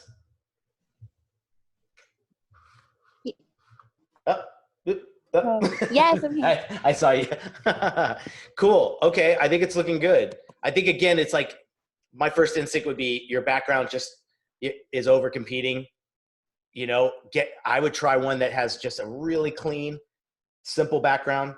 Then you can have maybe some secondary ones you can do with a little bit more fun and more festive stuff in the background. But it's just hard to kind of understand. It's hard to see what is a highlighted product and what is your props. You know what I mean? Okay. Make sense? Yeah. Anybody? Yeah. What do you guys think of the metallic here and here? Are they metallic or I can't tell? I mean, it looks shiny. What do you? Yeah. Because the bottle cap is like metallic, So I'm like, okay, I tried wood, but it was kind of competing with the like texture of that I put on the bottle. So I couldn't figure it out. Why don't you just put? I'd pick something from your palette. You know, you got the purple would look nice. The baby blue. Maybe it's just a nice way of having a complementary to whatever your main color is. The orange, the red, and the green. You can just do your caps in something a little bit complementary. You could just pull something too, like from the logo too. Okay. Yeah. As a way to like unify the brand. That's a great idea. Like the orange or the that dark green. Yeah. Yep. Great idea. Does that sound good? Yes. Okay, cool. Awesome. Thank you. So just simplify that background for sure. But I appreciate the attempt. I like what you got. A for effort. Yes. But F for overall. Oh yeah, look at Skittles. That's looking good. Nicely done. Hi, I simplified it. So much, but you did have. Don't lose those other graphics you had. Those were really fun for maybe some close-ups or whatever. But for your group shot, this looks really, really cool. That looks really nice. Yeah, I took out the Bezier elements. I have another one in there. Oh yeah, there we go. Let's see. This is different. Oh yeah, it's fun. You could do as many of these as you want. That's great. Both on dimension. Yep. Yep. Killer. What do you think, Bob? Yeah, I think it looks. I mean, it's a nice kind of take on. I mean, Skittles is bright, but to think about if it's a beauty product, then typically beauty products are simplified. So it's a good give and take. One thing I like about this, and I think some of the other ones could use too, is just stacking the products. Yeah. So they kind of overlap. Like this is, to me, this is, if you look at a beauty shot of something like this from one of these companies, this oftentimes this is going to look like they're not going to just have them like showed up like three standing next to each other. So you don't necessarily need to see every inch of every bottle. It's kind of nice that they're all grouped together. It's easy to see. Very cool. Good point. Yeah, looks really good. Good job. All right. Hey, we see some 3D now. This looks good. Thank you. It's looking great. So are you familiar with See's Candy, Bob? I'm not. Oh, I always ask because I can't remember if they're nationwide or not. So they're a confectioner here in LA, but I think they're mostly West Coast, maybe. Gotcha. Very nostalgic, old fashioned. Right. The funny thing is when she picked us, we laughed because we were like, you go into their store and it is literally black and white. Like it is, there's barely any color in anything. Right. But she added it really nicely. It looks really good. Did you have any issues with it? So the only thing I had, I outlined everything and it still came out pixelated if you zoom in. Okay. And then that shine on the yellow tube, it won't go down. I kept experimenting with different lighting. So. Is anybody else having the issue? So this is all AI files, right? And you're putting it to your library. Right. Okay. Because I know we had a few others that were going through that. Anthony and I were trying to figure out his earlier too. I was going to say, try to, if you can, share with me your dimension folder file. Either we transfer it or send me a link, and we'll try to figure it out. Okay, cool. Okay, but again, is the background okay? I don't know. I don't know. I think it's a little dark. I would try to find something a little more. I don't know. Just experiment with a little bit. I think again, you could take your Scotch Kitsch one and again put it on maybe a little bit of a platform or a level to kind of, like we were just saying earlier, like the composition of that would be really nice to have. Just to hire it up because you got all that blank space. So figure out the right kind of consistency, and maybe I'll give you a few recommendations with the file and find a good camera angle that might work better. Okay, cool. Is that cool? Okay, cool. Yeah, Bob, you can actually take these and so you can model this. You can change your camera angle and go like really from a very low angle and look forced perspective, and you save it. And then with one file, you can have like 6 different views and camera angles. Nice. It's really amazing. Quite cool. All right. Anthony, let's see what we got here. Perfect, man. So you went to, is this Dimension or a smart object? This is a smart object.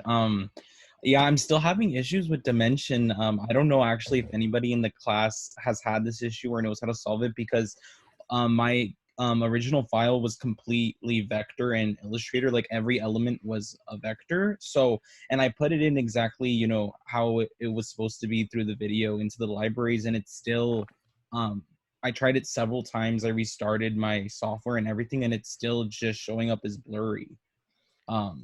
So I don't know. Were a few of you getting that problem? I had that issue too. Same. Yeah. Let me see. Even when things were outlined fully, it had issues. So here's I tried outlining them too. Yeah. Can you guys see this on my screen? Dimension? Yep. Is it showing? Yeah. Oh, cool. Okay, so here's yours. You can see. Yeah. And then I just brought in simple graphics from an AI file. So I'm like, I can't figure out what the issue is. Why you're getting that pixelization. Yeah. So see, like, weird. And you're getting him like literally, and I even brought this over to yours, and it's not. It's actually, you can see it's actually. Whoops, sorry. Nick, is the pixels that you gave us, are those the same that are on yours? Well, I didn't change. Like, yeah. So on his file, it's the exact same canvas. He's got 8.3 by 5 at 300 DPI. So he's got that here, right? So I'm literally taking things that, remember, I just like the video, I'm taking AI files, bringing them right to libraries, and then they show up here, and we're bringing them over. So I'm just curious. You know what I was gonna say, Anthony? Give me. Yeah. Did you give me? I'm not sure if you gave me the AI file of your art. No, I didn't get. I just gave the dimension, but I can give you the AI. Try that, and then if anything too, I'm gonna, now that we have a collective kind of a few of you having that, I'm gonna reach out to our friend Paul at Adobe and see if we can figure out what this issue is. Okay. Yeah. But overall, it's looking really good. So let's see. Here we go. Cool. Yeah, it looks good. And again, maybe like if you want to play around with different backgrounds and stuff, maybe one that has like this kind of flavor and one that's a little bit like simpler, just for the things to pop. But I like that you chose something complementary to the going from the oranges to the purple. Helps it pop a little bit. Oh yeah. Yeah, it's looking good. Thank you. Sweet. Yeah. All right. Cool. Do you guys like the different? What do you guys think? Should this be white at the top to show off the fact that it's the hot sauce packet, or what do you think? I actually created both versions for that, but I ended up submitting this one. Okay. So yeah. Okay. But I do have the other one too. Okay. So it's just I couldn't decide. Yeah, but keep in mind, now that you're doing this part here, let's say, I think this becomes a little like obscure, like what this is. So like if you want to, I would just say take this off and really emphasize your typography and the name and all that. You know, and you can spacing these out a little bit more and getting them a little bit bigger, but whatever you think, just give it a shot. All right. Okay. Okay. Thank you. Cool. Okay. What we got? Nice. What do you guys think? Can you see it pretty well there? Let's see. I know we had fixed this for her. Did she have any other issues that she wanted to ask?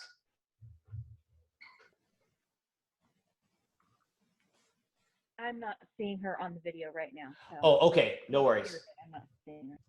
Okay. I'll double check with her. I'll email her and just let her know. But what do you guys think? Any comments, any suggestions?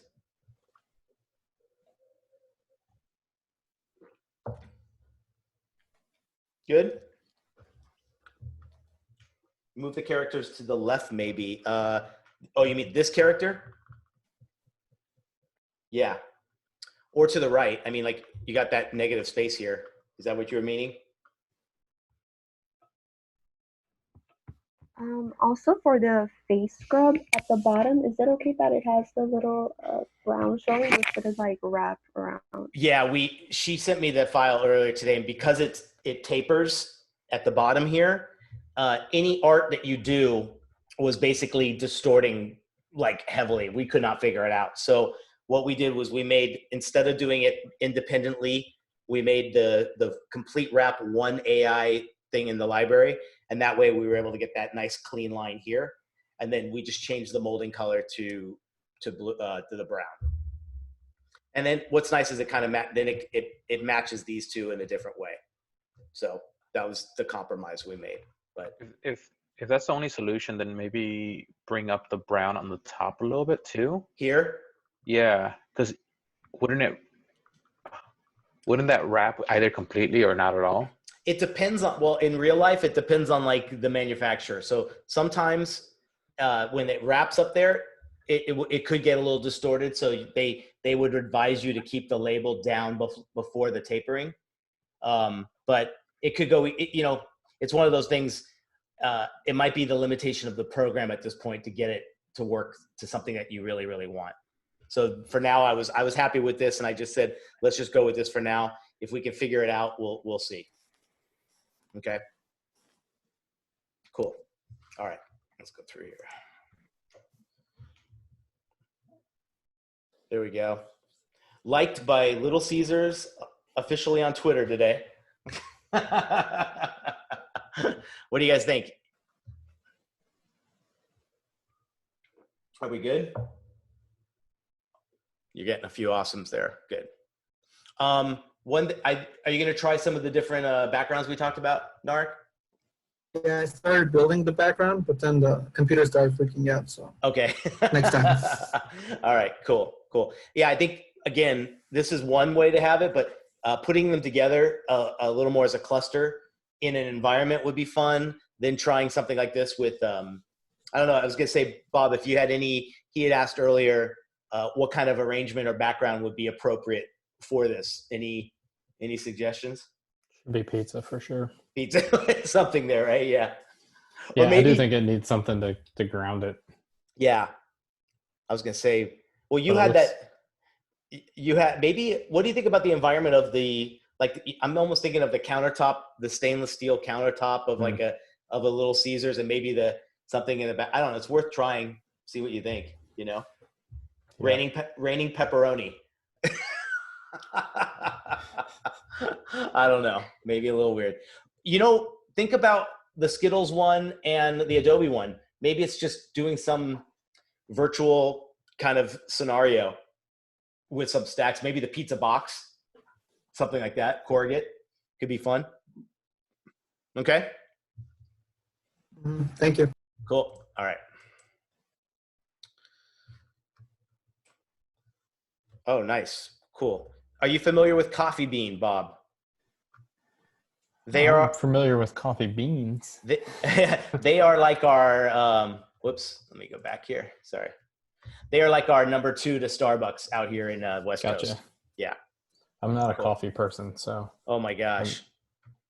You would never last in my class. I'm just kidding. Yeah, this looks good. Are you with us tonight? I think I see you there.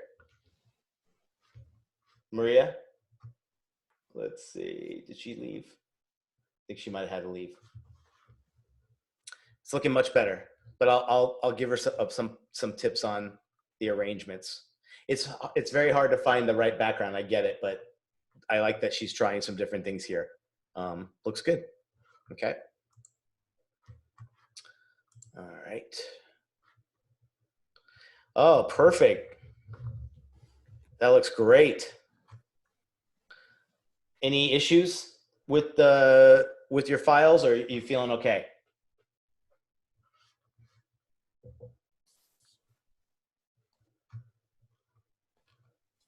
Are you with us? The joys of Zoom. Yes. Oh, cool. How are you feeling on this? Looks great. It's the lighting is too bright. Yeah, right here. Yeah. So change the camera angle a little bit, or lower the intensity of the reflection, and I think you'll look good. Okay. Did you try the splashes in a dark brown coffee color?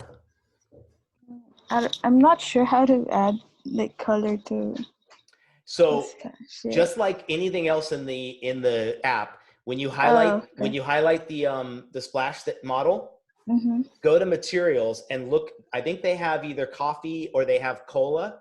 That might it could work as cold brew or coffee, and you drag it right over to it, and it should. And because I think you're right, like it looks great. If this was like a milk-based product or something, I would say cool. But maybe coffee being is more the stronger thing to kind of emphasize here, but turning it transparent, I think will look really, really cool too. You know what I mean? I think normally like these like products would be a white color, but I feel like since it's Dunkin', it should be darker. And I think it'd like help the products pop a little bit. Yeah, that too. Yeah. You mean for just the splash part? Yeah. Yeah, for sure. And then get that lighting so you're not getting the heavy reflection on the centerpiece here. Okay? Okay. But I love the composition. It's good. I love that you guys are like embracing this app really, really well. All right, cool. Right. There you go. I have another picture of. Oh, here we go. Yeah. Nice. I think you got this tilted a little bit. Yeah, because I saw like little dips on the road, so. Oh, there you go. Purposely make it kind of slanted. Gotcha. I would just say, I'd straighten it out just for consistency. You know what I mean? But I love the idea of the blurred background. What do you guys think of this one? You like it? Yeah. That looks cool. One thing I would say is, obviously in this one, did you do the thing where it matches your background as far as lighting? Yeah, that's right. I did that, and then I tried to render that one, but then it will come out too much darker because the sun is located backward. Yes. So I added a little lights on front. Okay. So that the product shows better. One thing I would suggest, have you rendered it as the PSD yet or not? No, not yet.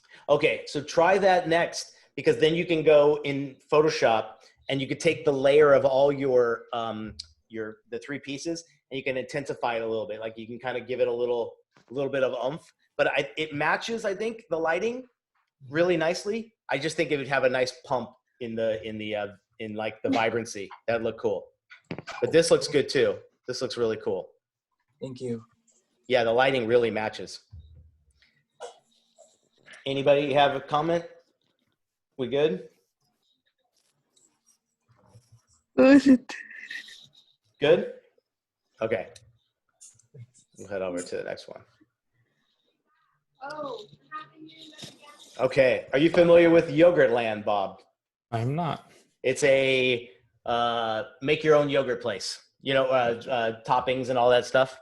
Yeah. Out here we used to have orange leaf was what it was called, but it doesn't exist anymore. Yeah. All right, cool. So you changed it up a lot. You had I can't remember what your previous background was. It was the polka dots with like orange and black polka dots. Okay. I think too, like, I love that you tried a different arrangement, but I think that your background or your setup seemed like more clean before. I think because you have them kind of tilted a little bit. I do like that you're trying to make this look like it's kind of resting on there, which is cool. Maybe it's just the background. I don't know. But you changed, so you got, I think this made a huge difference because of, you used to have it up here, right? The unlimited. Yep. Yeah, but it's looking good. I think, again, you could try something that feels a little more realistic rather than like, to me, it feels like when you're adding a lot of these other things, they all have a different value. So it kind of feels like they're misplaced. Okay. Do you know what I mean? Yeah, I see that. Yeah. What about the fruit that I found, which is pretty cool? They have fruit. I had no idea. I know, yeah. I'd say, again, you got to be consistent because the strawberry looks very rendered and then, or like very illustrated, and then these look very photorealistic. So it's just about making sure you're consistent with it. I wouldn't mind if you just had one or two against one of the bottles. That would be like 1 or 2 mango. But again, don't let these things fight the artwork that you're trying to get credit for, and that's your bottles. That's your packaging. Okay. Okay. I wanted to get the strawberries, but they needed me to pay for it. Yeah, I know. Were you gonna say something, Bob? Yeah, I think the one thing to think about when you're thinking about these beauty products is that if you just think about in the mind of these products, that's the most important thing. Mm-hmm. So anything else should just like add to the experience and not take away. It should be frosting. Yeah. Yeah. And someone mentioned scale, so make sure like those mangoes would obviously be much bigger. The strawberries, all of them are a little on the small side compared to like your the big tube there. So make sure your scaling is really good. Like I think you can bring the tube down a little bit, and then make sure when you're bringing the fruit in, if you do have 1 or 2 in there, that they're right on track with scale. Yeah, I was having a hard time placing it because it has like a little flat side to it in the back, and when I was trying to bring it in the front, it was sticking to the bottle, and I was trying not to stick the mangoes to the bottle. But I would try Again, you have a lot going on with the bottles, so I would recommend the more simpler backgrounds. If that makes sense. Okay. Cool. Thank you. Okay. All right, Luis. Let's see. Is it? Let's see. Working. Oh, there we go. All right, there you go. That's not how it shows up in my computer. Is it way too dark here? Yeah, it's way too dark. Okay, I think because you gave me a PDF. Let me let me download it and see. Oh yeah, it's because that's it took forever. It took like 28 minutes. Oh, okay. But then I swapped the settings and I just did the one you said where you can drop it into Photoshop. Yes. Oh, and it looks normal. Here it is. There we go. Yeah. I can breathe. Whoa, that's crazy. Okay, definitely. You're getting the value of them looking like alike now. They have it looks like a series. This looks really good. I'll ask Bob. What do you think? Like, I like the idea that you brought in like a unique background that goes with the vibe of this brand. But yeah, I found that by accident. The picture in the back. So the background picture, right? Yeah. Okay. I was looking at pictures on Google, and then I found that one, which was kind of weird because I thought it was just like when you open it, I thought it was just gonna be all pixelated, but it was really clear. No, like it seems very high resolution. Yeah. But my question would be, and I'll ask Bob if he wants to chime in, just how it's competing. Like, it definitely is on brand, but you got. I'm almost thinking I'd rather see something a little simpler. What do you think, Bob? Any suggestions? Yeah, I mean, I think it'd be nice if it was just. I mean, the product's kind of floating in the air right now. Yeah. And then also the background's competing. So if you just found something that was closer to the ground and these were actually like could see them resting on some dirt, that would be perfect. Yeah. Okay.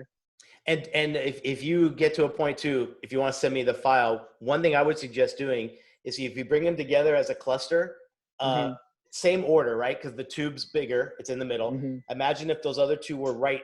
You move behind this it? one, and then you could even like do the perspective. Like, there's something about Jeep that's like very commanding, right? So like, imagine if the perspective was lower, looking like a little higher at these, that would look real dramatic. And then, like Bob said, finding just a clean dirt kind of surface to put them on would look really, really cool. Okay. But yeah, it's come a long way, dude. It's looking really, really nice. Yeah, big difference there. All right, cool. All right, Chevron. Cool. It's getting there. Is this all in dimension? Yeah, I feel like I have problems with lighting and stuff like that. I feel like I don't know if it looks blurry or darkish, but like the way it should look in terms of brightness. But yeah, I feel like that's my problem in dimensions. Okay.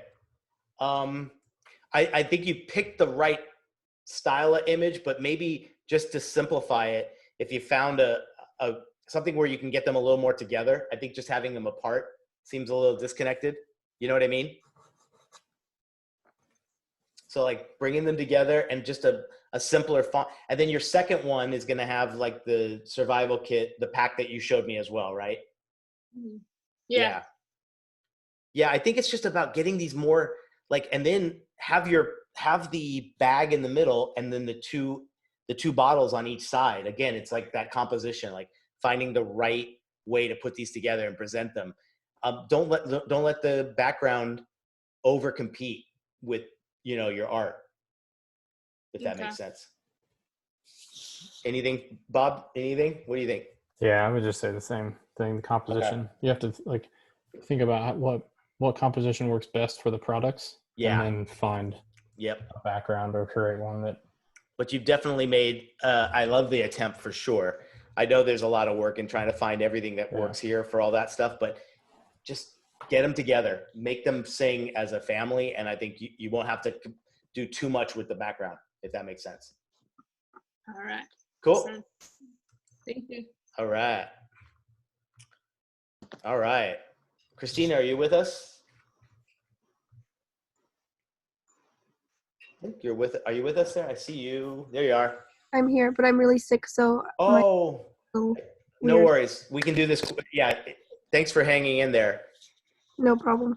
Did you do, these are all in Dimension? Yeah.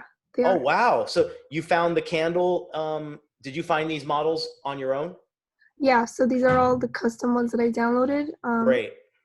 I didn't find all the ones that I wanted, but the Okay. spray bottle, like I had trouble finding, so I just went with that. That's shape. cool. That's cool. Okay. Again, too, I think this is going to be about just composition, getting him a little bit more together, doing something a little more dramatic. You know, you got a Jägermeister, maybe even like, I don't know, what would be a good background, Bob? What do you think? Anything come to mind? Think of like a cruddy bar with it on tap. Yeah, exactly. There you go.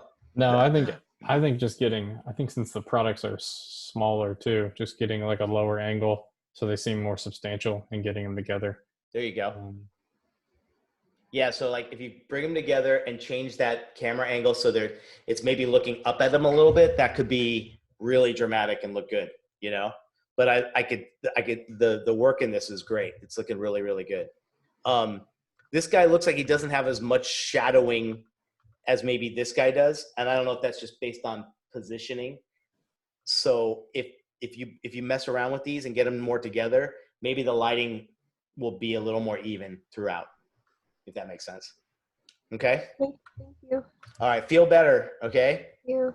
Okay. All right.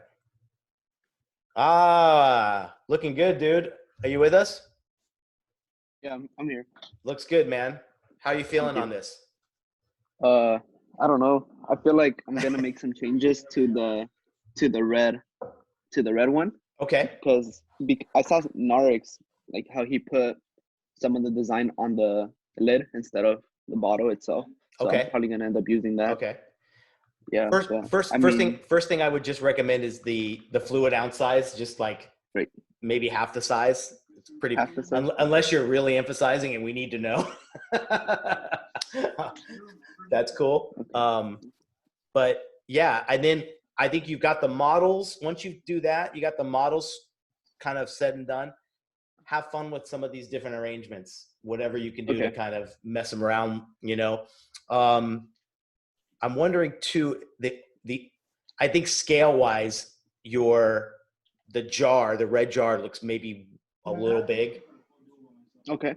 Right? Anybody else want to chime in? Any other suggestions before he plays around with it? These just need some like water or like condensation dripping off of them. I don't know if that's an option. Like the actual cans themselves. Gosh, yeah. So I know there's certain models that have that, or there's a can, there's like a soda beer can that has that already in the model. Trying to think if there's any way you can add it to these as is. I'm not sure. Let me take a look and see if there's any option for that. Okay. All right. But it's definitely cleaned up a lot, dude. It looks really, really good. Yeah. So yeah, I got the metallic to finally show. Yeah. Good. Yeah, it looks good here too as well. Just make sure, yeah, I don't know if it's I know this, we've mentioned your fluid ounces is big, but it does look a little blurry. So just make sure the content's really, really clean too. Okay. Okay, we'll do. Okay. Johnny, do you want me to show everybody the one that you emailed me? Yeah, I'm back. What's up, man? Okay. Let me grab that. And that was the first video. I haven't got to the background or any of the lighting before you guys. Oh, we're gonna cut it up. Don't worry. No background. Oh my god, the lighting. Where is it? Let's I'm see. Bob too. Thanks, man, for being here. Yeah. Oh no. I always like to give a shout out to those. Oh, there we go. Your guys, I'm sorry. Nice. Perfect. So he's doing Leica, the camera company. Yeah. Yep. There you go, man. I think I like the treatment. It's got that retro type vibe in there a little bit. I guess maybe the first thing I would say is like the background makes sense going red, but I love that you found a way to do the clear here. So maybe an alternative color for your background will be really, really smart, if that makes sense. Dark gray. Yeah, dark gray would look cool. Yeah. You know? I feel like it should be dark, which I know would, but I'm just thinking of like Leica and the brand. Yeah. I feel like a lot of their photos of the products are actually dark and the products are shot on dark stuff. Yeah. I agree. Cool. That's why I went dark with the product itself. But yeah, no, makes sense. But look at just even that little foreshortening you have by the perspective being lower looks really, really cool. Thanks. Okay. All right. Cool. Good. All right. Okay. Ooh, they got really small. Okay. Whoops. Sorry, guys. Trying to figure this out here.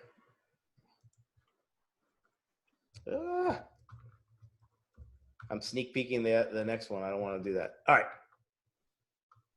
Cool. Are you with us? Yeah. Okay.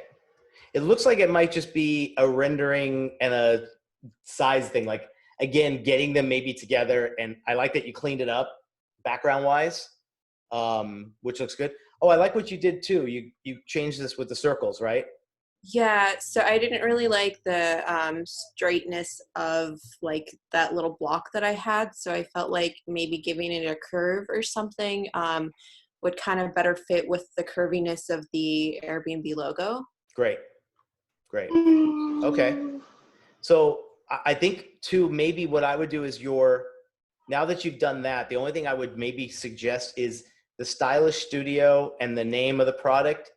If you can find maybe just a condensed font that's a little slimmer, and because it just feels like it's kind of filling up it's so big this way, just to fill that space a little bit more. Because see how much more like negative space you have like here. Yeah, that might be a nice way to kind of fill in the blank a little bit. But I do like what you kind of changed there. Man, it's really hard to see on this. I know. I when I go bigger, let's see, is that better? Can you click the link that I put in there? Let's see. Oh, down in the assignment comments. Oh, here? Yeah. Does that work better? Look at you guys getting all fancy. Let's see. It doesn't, no. Oh, let's see. Should I just go to that and try it? Is that it? Just that? Yeah. Let's see.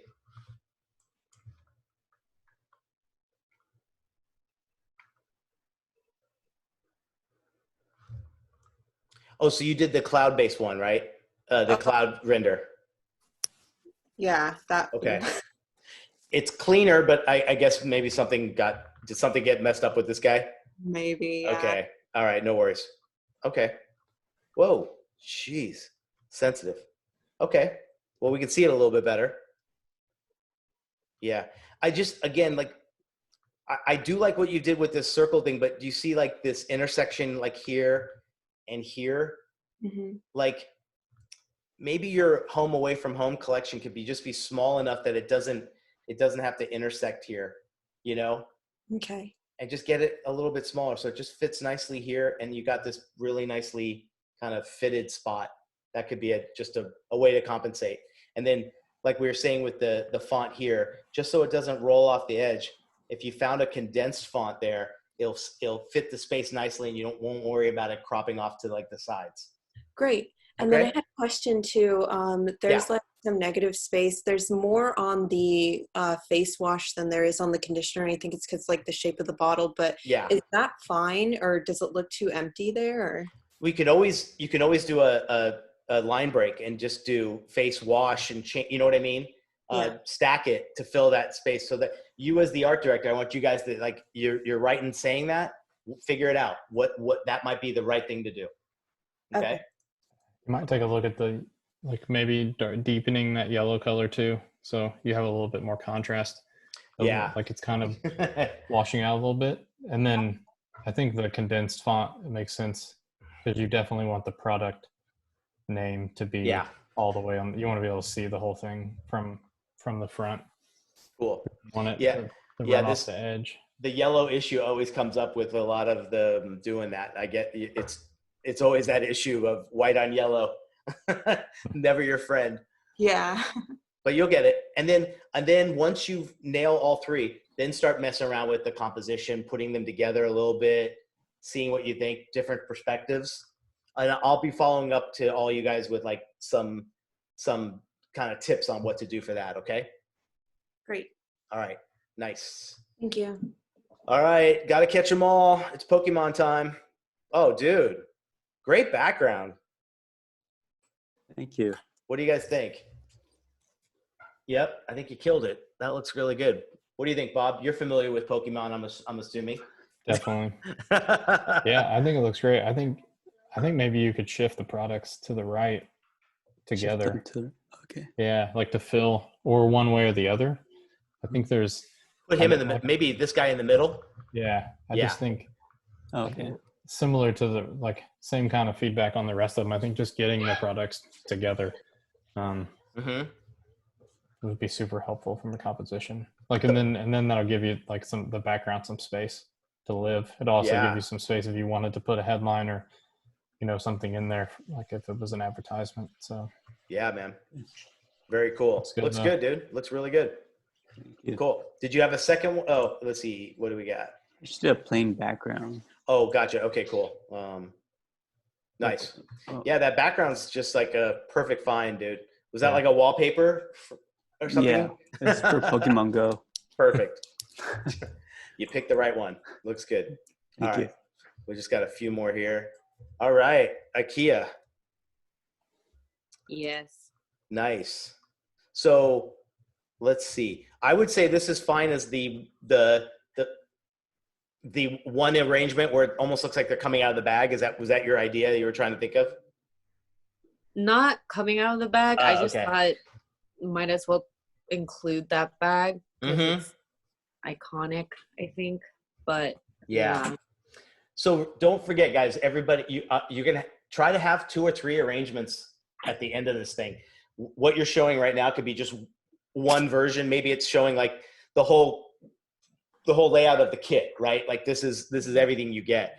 But going back to more of a glam shot of that one that's like maybe just showing the fronts of each in a really good arrangement is one shot. This one could be a second one. You know what I mean? Keep in mind, you can do as many of these as you want. But I think seeing this is really cool. But let's get a few of these for sure, you know? But it's looking really good. It's looking really good. These look great, having the different smirks and the different colors. Seeing like a collection of them is really fun. Cool. Thank you. Yeah. Any comments with you guys? So this is supposed to be the comb on the UPC? Yeah. Okay. Make sure, I can't tell because I'll zoom in a little bit, but is it still distorting a little bit in dimension for you, or is it okay? I can't tell. It looks a little black. Yeah. I might change that UPC code for that one. But for everything else, I think I'm just going to edit it in Photoshop to get rid of like the outlook, because I can't fix that. Okay, gotcha. If it's an issue, just send me a link to your dimension file and I'll take a look. Okay. Okay, cool. Yes. Nice. All right. Very cool. Anna, are you with us? Let's see. I think she might. Is she? I don't think she's with us. Is she? Nope. It's looking good. What do you guys think? Yeah, I think the products, the background's nice. Yeah, just nice and clean. I mean, it fits everything they've done in their new aesthetic. It's really nice. Yeah. You know? Similar though, just get the products together. Yeah, as a nice little composition. I know here it's getting a little small on that extra type here, but maybe just there's certain things here that could probably go to the back of the package and not have to be so much in the front, you know? Yeah. So it could be a little bit more balanced, but overall, really like it. It looks good. Okay, Jacob. Dude, yes, so much better. Are you happy with it? Yeah, I've been having trouble trying to figure out like a good balance between all of them, but overall, I think it's working. So even just as the just the individual designs, I'm much more happy with it. This feels much more Lego than the last one for sure. Yeah, it looks good. Yeah, I was having trouble with the bottom like moisturizer thing where you were saying earlier having see on the other two that rainbow effect. Yes. Couldn't get it exactly horizontal on the bottom. So does that work having it like that as well? You mean right here? Yeah. I mean, that looks real. It's obviously changing angle because of the way the bottom of the bottle is like flared.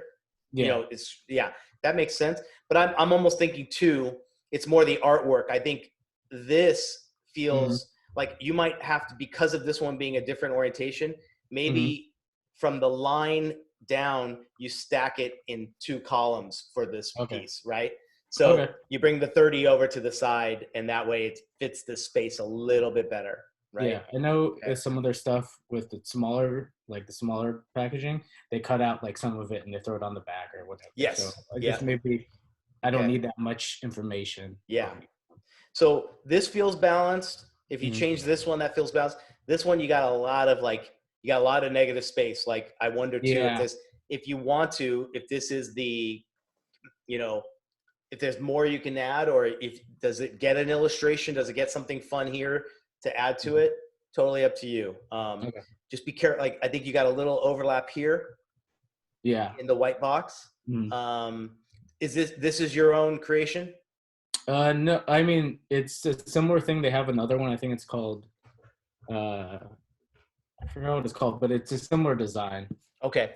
Where they replace the eye with the stacking Lego. Gotcha. Okay. Cool. Yeah. And again, like I wonder too, it looks a little dull. I don't know if that's just the render that you did, but like make sure these are really 100% the colors. Yeah, I threw it on the lowest one just so it would do it, because my computer was like a jet engine. Gotcha. Yeah, I know. It turns on heavy for sure, but much better improvement, man. It looks great. Okay. All right. Last one. Mr. Absolute. There you go. That looks great, dude. Looks really good. Big difference seeing them apart on yours, right? Yeah, for sure. Now I just have to put them in a collection with a color that matches all of them. That's the new challenge. What do you think, Bob? First impression, because you haven't seen this. I mean, it seems very absolute. Definitely. Yeah, I think it'd be interesting to see. This is one instance where I think the putting them together and having them on different angles, like slightly tilted, like they're moving, would be okay, since they're not sitting. They're not sitting on the ground. So I think, and I almost think it could be like the bottle in the middle and then the other two kind of behind them, and then it's kind of that like hero shot. But feels good, like being lower camera angle, shooting up, like it looks good. Yeah, and I like that. You know, when you raise them off of the baseline, you get this like total drop shadow that's expanded, and it looks great. Looks like they're floating. Was this just water? Is that what you applied to it as far as the material? Yeah. So it's just I think the one in the middle is the only one I downloaded from the free 3D thing. Great. And the other ones were just existing, and good. Some water material. That looks good. Looks really, really good, man. Thanks. Awesome. I think we got everybody's. Was there anybody else that we were missing that sent it? Or are we good? I think we're good. If we're missing anybody's, email me for sure, 100%, and we'll get on it. And then, like I mentioned to a few of you, if you're sending over a dimension file, let me know for sure. Give it to me that way, and we'll get it going. Dude, Bob, thank you so much for hanging with us, dude. No worries. Happy to be here. Yeah, Thank man. you. Thank you, bro. And Thank you. if you want to share my email with the class, and if they have any questions or issues when they're working on lettering, or feel free to reach out. So that's great. And guys, Bob's going to be a part of the canceled con weekend thing. Do you know your hours right now, or what schedule? Well, so it's what 11:30 your time, so 2:30 my time. Yes. So yeah, perfect, man. Right before lunch. What are you what are you going to be sharing? What are you going to do? I don't really know. I'm probably going to do some. I'll probably do some more live vectoring. I'm actually probably going to do. Where is it? This piece. I actually work on this. Oh, cool, man. Okay. Which is a piece I did just for fun. So might start to tackle that. But yeah, probably just going to hang out and Q&A, and then do some vector stuff. So cool. Awesome, man. Thank you again, bro, so much. Problem.